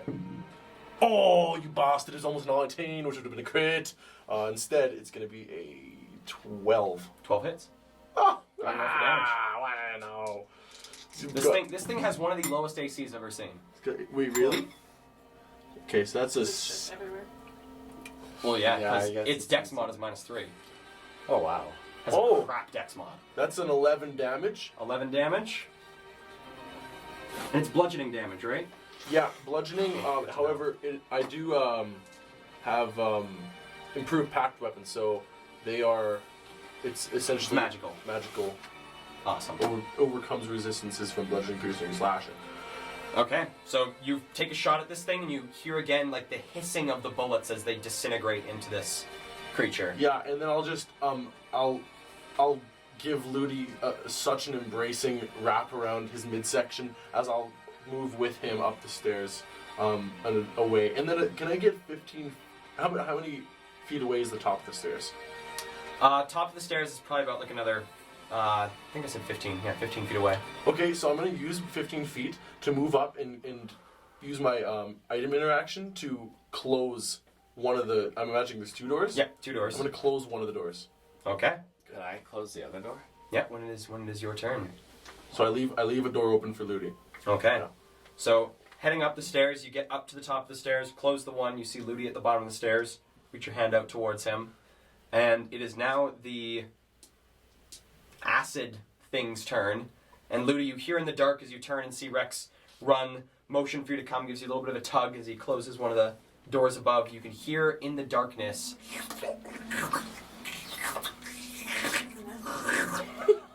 And it is now your turn. Okay, I dash up the stairs, Alright. and I just sprint up the stairs, and then It does get an attack of opportunity against you. Used a dash to get to you. Okay. Bastard. That is a 15 to hit. Or that's natural 15 plus 5, so 20 to hit. Yeah, that hits. So that is 7 points of bludgeoning plus 11 points of acid. Okay. So 18 18 points. altogether? And you're not wearing armor. No. Yeah, so no AC damage. Okay. I'm just Alright, so sprinting you up feel the this stairs. burn along your A side little as this thing. infuriated with Rex for running ahead of me when I waited downstairs for him. 11 health, honey. 11 health. And running up the stairs, do you close the other door? Yeah. Alright, I so close close the door Walking and Jade I in. sprint back and I start sprinting at top monk speed to the harpy. Alright. So I will say that at this point, you guys have pretty well evaded this thing. And dashing towards the bikes themselves, Abby and Isla getting them prepped to head out. You guys arrive at the central courtyard with Abby and Isla having pulled Jade and Abby's bikes into the center. And what you guys like to do? Go, get off! This place sucks! Wait. What if we just stay here? What? No! No! No! I get Isla. on my bike, put her on! The sleeping Get on lady! the bike. Stop shouting at me. How long do we have until she wakes up? Probably still 2.5 hours. At this point, you guys have about an hour. Oh, about an hour. Let's just find a nice little bush or something. I don't know. Set up the Well, blankets. Let's find the bush, but we can't take too long because she cannot wake up on the back of the bike. I don't want that. That thing hurts. Alright, what if we just pull out the, wait. I'm gonna just look at the cellar door. I'm gonna, tell everybody to wait, and I'm gonna sit there silently for a minute. And stare at the cellar door? Yeah. Watching it, waiting for this creature to burst through. Nothing happens. All slurp and no bite. No bite. Just kidding. Look at this. I can see your nipples. You can see bits like the chain, it's just been wrecked. Yeah. It is still provides a bit of defense, but it has been burned to hell. Look, if we get a little bit away from here, I can sit down. I can try to help you out. I might be able to Okay. fix your armor. I don't know. I can try. Alright. That would be good. It's not looking the best. No, it's definitely a stylistic piece now. It's very airy. Can we go? Who has the woman? I was waiting for Abby to put it Yeah, on. Abby's stuck her on the back. Are we Okay. all on are we all on the bike? Yeah, I get going. Alright, and you guys Okay, I'm driving the harpy. I hop- and Hop on the back. and you guys zip away. So heading back down the do I driveway do one of of this these place. by accident first? Where we like go up on one wheel because I try to accelerate too fast. I'm like, Do a wheelie. fuck! And you guys zip away from this farmstead, and after a few moments, find yourselves back on this small road. And do you guys head back the way you came, or do you guys go further into the wastes? I'd say we go further into the wastes. Okay. Sure. And who is leading the pack? I am in the harpy. Okay. Give me a survival or perception check. If it's Man. perception, it is at disadvantage. That place sucked. Well, I'll do survival. I That think. was fun. Um, Place sucked. 21. Nothing good. All right. No. Just So you guys driving down this road. Oh, I can turn the light on the car, right? Mhm. Or on the harpy. Yeah. Driving down this road, 15 minutes pass as you put some pretty serious distance between yourselves and this infested farmstead. 20 minutes, half an hour, 45 minutes. Okay, we approaching the 50-minute mark. I'm gonna stop. We need more than 15 minutes because we have to undo her shackles. We need like at least 15 minutes. Well, 45 minutes to stop. Okay, That's past. 45-minute marks stops. I'm gonna pull over on the side, and as everyone else approaches, do you guys stop as well? Yeah. We've got like 15 minutes left. I say we just pull over here. Yeah. Do you have that blanket, Isla? Let's lay it out Okay. on the ground. Does anyone have a lantern or a light or We something? got the motorbikes. Just keep the lights on. She's also a drow. She'll be able to see in the night. Okay. But you probably want to see her too, hey? Yeah, let's keep the lights on. We can just keep one shining close by. Yeah. Preferably not in Can her we eyes. dim it a bit? Does it have a dim function? It doesn't have a dim function. Not the harpy? unfortunately. Not even the harpy. Dimmers, they're pretty high tech. I lay out the blanket and then get my thieves' tools ready to. I want to try again to try to. Okay. Can I undo her shackles. can I aid her at all with being able to speak? This like could I investigate the shackles at all? Yeah, you Because can I do- have thieves' cant. I don't know if that's any. Thieves Cant won't help with the shackles. Thieves Cant is more of a language, but you can investigate the shackles to see if you recognize anything on them. Okay, yeah, that's what I'm gonna do. Cool. Give me an investigation check. Okay. as you guys sort of make a small little is that semicircle with the 16 or bikes, 19? turning the lights on and setting up this blanket. This looks to be a like a home stitched blanket, like a homemade blanket that was made for this bed, and you guys have it laid down on the very hard and rough dirt, slightly little bits of dead grasses here and there. Glancing around, there's a couple of these deadened trees around you guys, then about like 30-40 feet. But besides that, as far as you can see, the about like 60, for those of you with dark vision, say like 120 feet into the distance, it's just wasteland around you.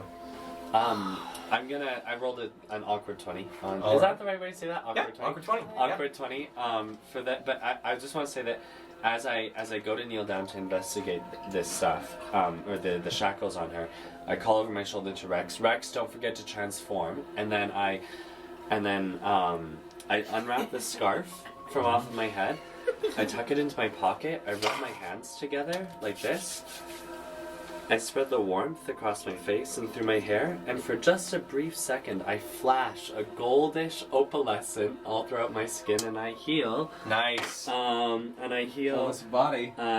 6, 12, 18 points of damage, which is exactly what I was dealt. Back up Nice. to my full health. Oh, sick. Nice. We got a healer. You got him just for himself. Okay, Um, I'm investigating the shackles. Cool. So looking at these shackles, peering through them, you can see even in this darkness as you're feeling around with your thumbs, sort of pushing away bits of grime and dirt. You see the Prime Tech insignia, the P with a small T within the sort of loop of the P, and that's all that you can really pull. Is that these shackles are by no means any just basic manacles. They are something a lot more heavy duty, and they're something that has obviously been created by Prime Tech. So these shackles, they're like cuffs around her ankles, but They're with like a chain. they're like a solid piece of metal. They're almost like a solid oval of metal that has been. If they were open, they've opened like jaws that have been closed around wrists and ankles as well. Does it seem like my derringer could bust a hole through the metal? The metal is about 3-4 inches thick. It's pretty So pretty heavy duty, but you can try. You can always try. Meanwhile, Isla, give me a Thieves' Tools check. I have the gun if that doesn't work. It's Dex plus proficiency, right? Dex plus proficiency. It's 11. Again, trying at this these shackles, you can't seem to get them open. It's a very intricate lock. Can I compel Isla to take a deep breath and try again? Like as a means of like justifying rolling again? Like would that work? Yeah, she can roll again. Again, this like sort of happens over time. So this is probably like 5 minutes of trying to Yeah. get this thing open, and it doesn't work. So another 5 minutes. You can try again. Give it another go. You can do this. Okay. At this I point, I am a start very to good pull out thief. my bumpy nail and the hammer. Thank you. 23. 23. All right. So, let me just double check here. So, picking these locks now as your third attempt, you feel them all line up, and you feel the lock release on these, and the jaws very lazily pull Good work. open. Yay. And so Nice you have job. you have her arms now released, and you can see the just pure redness and rubbing and rashing that has formed around her wrists from being in these for an extended period of time. So she still has the ones around her ankles, but she's now released. Can I quickly look over at Rex to see if he's disguised? I am disguised as a very familiar, beautiful red tiefling man.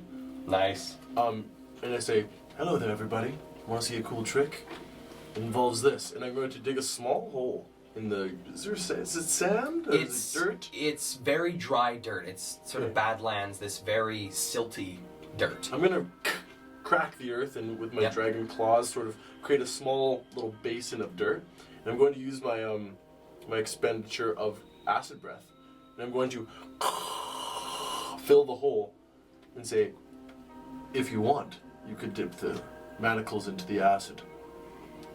So to see the acid bubbling and slowly beginning to I don't mean the ones Fade. that you've released. as it sort of burns The away ones at the. on her? How long will your little puddle last for? I have never done this in my life.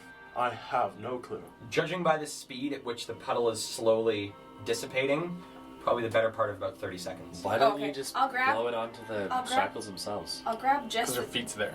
the chain Yeah, part but between. in the middle. There is no chain. It's a solid, I think solid they're metal. It's a close. solid oval of metal around Am I both. gonna burn her? both feet. I don't know if this is the best idea. Acid and body parts don't go well together as I rub my melted back. Isla. At the feet? Yeah. Okay. Well, should we leave her feet and then she can see us trying to help her by like undoing her feet shackle? Good idea. Good idea. Okay.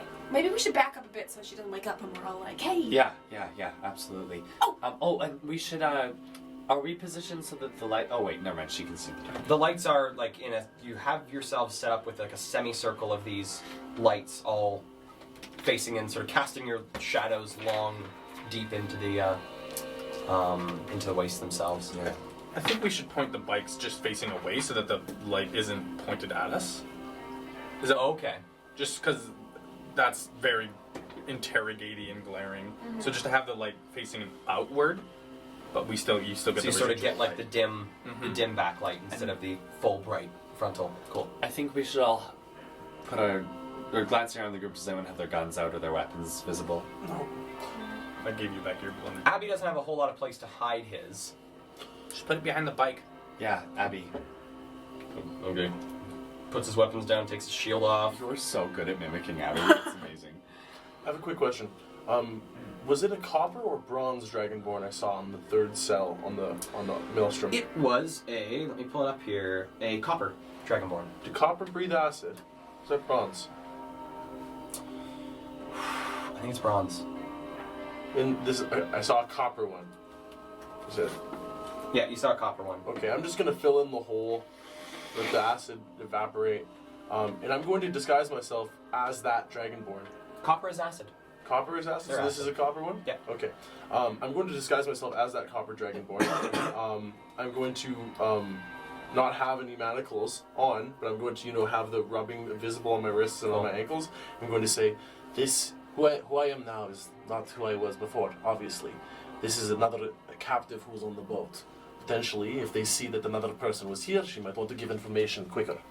I can... Why are we I feel like trying that's to trick her? tricking her, yeah, and we want to establish a relationship with this woman. It would be tricking for me to disguise myself and reveal myself as who I am later. No, Yeah, we're but just this- going to tell her that after a minute or two, by the way, the guy who assaulted you on the ship was actually trying to save your life. We just didn't want you to get scared as soon as you opened your eyes, so that's him over there in disguise. I agree with that. So I would just go back and not try to trick her into thinking that you are her prison mate. Well, it's good that I can cast this at will. Thank God for at will spells. She looks hungry. Abby, you are always eating. Do you have food? Mm, Come on, something you can share. I'm not sure. Did you get the Doesn't feet matter. off yet? The feet shackles off? No, we're gonna wait to do it until she's awake so we can be like, I just got your arms off. Give me a couple minutes. I can try to get these shackles off your feet. Gotcha. So that she knows we're nice. What if she isn't? I'm sure he has an app. Well, then she's shackled on her feet. Does he have an app? I don't know. I don't know. Does anybody have food? Mm-mm. I do. You do? Oh my lord, no. Pulls out the side of crocodile meat that he's been carrying on his back. Is that good still? Oh yeah. It's only been like a day. Does it look good? Or does it look like meat, that raw meat that's been out for a day? It looks like raw meat that has been outside for a day, Stuffed in a backpack. stuffed in a backpack. It's a bit like, as Rex holds it, you can see it's like almost like sticky. I think maybe you should just throw that in the dirt. It's more of a trophy. I wasn't intending to eat any of it. In fact, I'm not very hungry at all. But there is a fly right there. Oh. Oh my god. Rex, I never want to see you eat a fly again.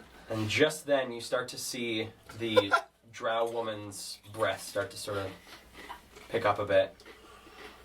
And then suddenly she sits upright. Hi, don't freak out. My name's Isla. Who We're are you? friends. Eyelash. We're friends. We are friends. Are you kidding me? We got you out safely. We just got the arm Where shackles am I? off. We're out in the middle of the wastes We're right somewhere now, between New Eden and Black Dock. We drove here on motorbikes. as you can see. We're your friends. We've been looking for you for a while now. So have some people. But we aren't looking to keep you or to kidnap you. In fact, we wanted to rescue you, and we just have a few questions. But you're free to do whatever you please. We're actually just working on trying to get your shackles unlocked on your feet right now. We got your arms free a few minutes ago, but it turned out to be rather tricky. I got them off your hands. Hi. Do I know you? Do I recognize her? Give me a history check. What? Ex-girlfriend? 15. You do not recognize her. No. Me? Hi. Where's my... And she sort of looks down at herself just in these tattered undergarments. Where's She my... doesn't like it. You what? my things? I don't know. This is all you had when we found you.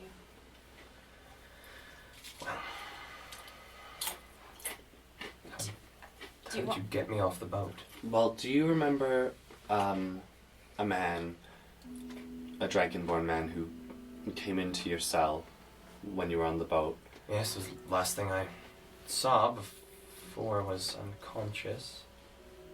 He was actually coming to rescue you, and but he had to sort of make it seem like that's not what he was doing, and he is that person over there in disguise. We just didn't want you to panic when you first spoke up. I dismiss it. My name is Rex. We've been on a bit of a hunt for you, but not with any malicious intent. Simply information we seek. Before we freak you out too much, I'm really sorry for the last week you've had, or more. I don't know. We met and rescued two kids, Violet and Bernard. The King of Regs is who told us about you. Glad the kids are okay. They're okay. Yeah. But they told us what they've been through, and I can imagine it's probably been similar for you. Hasn't been pleasant. I'm sorry. We don't have much, but is there anything you need right now? I think we've got a few spare clothes if you're cold, and we don't have any food, but we can definitely get some soon. Clothes would be nice. I pull Isla's old grey V-neck sweater out of my backpack, and I also give her the scarf that Isla made for me. The head She wrapping. puts them on. So, why did you free me? We're friends with Ezin as well. And we're looking for him currently because we're trying to find out if he's okay. Friends with Essen, you say? Well, Are we? I don't know Ezin that well. we're friends of friends. I know Ezin. We work in a similar business. We work together a little bit. I don't know him very well, but a good friend of theirs wants us to find Ezin, and so we said we would do it for a bit of gold. Who's this friend? Are you familiar with the goblin named Brit? At the black market in New Eden. I Black am. Emporium. Glad to hear she was, well, worried about Essen. She was very concerned. She didn't know anything about you at all. In fact, when we started looking for Ezin, the trail led us to, what was that guy's name again? Well, We met at the bar. He was a member of that gang. The dickhead. from the Yeah. Gutter Snipes. Yeah, someone at the Gutter Snipes told us. Theodore. Theodore. I Yeah. know Grimwald, yeah. Yeah. I He did told not her- like him. No, none of us did. But he told us that a young woman of your description was working with Ezen and might have some information about his whereabouts, and that led us through all sorts of hideouts with the patchwork and of course meeting the King of Rags, and eventually we found you. But we need to know as much as we can about Ezen and his whereabouts and whether or not he's alive or dead. Why do you need to find Ezen? Because if we tell, Brit, as you know, is a friend. You know that, don't you? And friends want to know that their friends are okay. I'm sure there are people who are worried about you. I don't know your name. Might not matter. Doesn't really matter. But what does matter is Brit is on top of a little bit of gold, has offered us information about someone who we care about very much in exchange for information about Ezen's safety. If we can find him alive, she'll provide us with more. If we can get a little bit of information which you could give to us for free now, she'll give us a little less. But his safety, him being alive, is what we desire most. and we'd be happy to escort you anywhere if you want to lift. We have motorbikes. So, it's right outside of Black Dock, eh? Yeah, a ways. I think we're about an hour and a half from the city. Although getting back into Black Dock and mulling about the streets there won't be the easiest thing. I sort of brought you off of the boat in a bit of a bang. Both Patchwork and the Blackguard alike are probably looking for you and I and anybody else associated. All right. Well, We also understand that, I'm not sure if you're aware why the Patchwork was so keen on, well, I suppose they were torturing you to get information about Ezen. So They we're were certain, indeed. yeah. We're certain that they'll do whatever it takes to find you. so. Ezen, as I'm sure you know, is very good at his job. Keeps himself very hidden, keeps few friends. But I know where Ezen is. He's alive then? He is. I'm working on her shackles while she's talking to us. Okay, give me a Thieves' Tools check. So Dex plus proficiency. Oh, you want to know? 13. Okay, so start working on him. He is hard to track down, yes, but well, let's say he and I have a particularly close relationship. I, however, have, well, matters of my own that need attending to, and I will gladly tell you where Ezen is, should you help me with mine. The bread trail continues. What all would that entail? Well, it's really a simple price. I want you to help me kill Vikma. And that is where we're going to end the session for tonight. Thank you guys for tuning in to Dungeons and Drama Majors. We really appreciate all the support we're getting from you guys in the community. With that, any announcements for the close besides our lovely quotes? from Yeah, I Sean? got an announcement. That was wild. Yeah, I just shit my pants. What a cliffhanger. Mm-hmm. Oh my god. We have to wait as long as you do to find out what happens next. I only have 2 quotes. Okay. The first one is from Rex. Good evening, Flame. The old man voice when he came into the room. I thought that was very funny. And then the other one's just Isla trying to say Undarn as Undergarden. Undergarden. That was I really good. I took one because I thought it was so funny. When you guys were down in the cellar by yourself, Rex says, "Watch my back. I'm going to waft." That was a good one. Yeah, I have 3 actually, because you don't, as Ben always says, he never takes his own. This is when Jade just woke up from his lax high, and Ludi said, "Jade, take a breath." Jade went. This is Isla. After Jade tries to block out her actual voice, she says, "I can still talk to you out loud, Dinkus." Dinkus. Oh my god. And then lastly, this was me and Jade because I thought it was hilarious. Ludi said, "Curiosity killed the cat." And I said, "Well, I'm a dragonborn, and he's a halfling." And Jade goes, Meow. Meow. Yeah, that was a good one. Yeah. All right. Well, with that, thank you guys so much for tuning in to Dungeons and Drama Majors, and we'll see you next week to unravel this bit of a cliffhanger in the story. Hey, with our Ben back. With our Ben back, Yeah. we'll have Abby back so he can, cut things and Grunt. grunt. grapple. And Burn Okay. thing. All right. Thanks, With guys. that, thank you guys so much for tuning in. We'll See see you you Sunday. next week.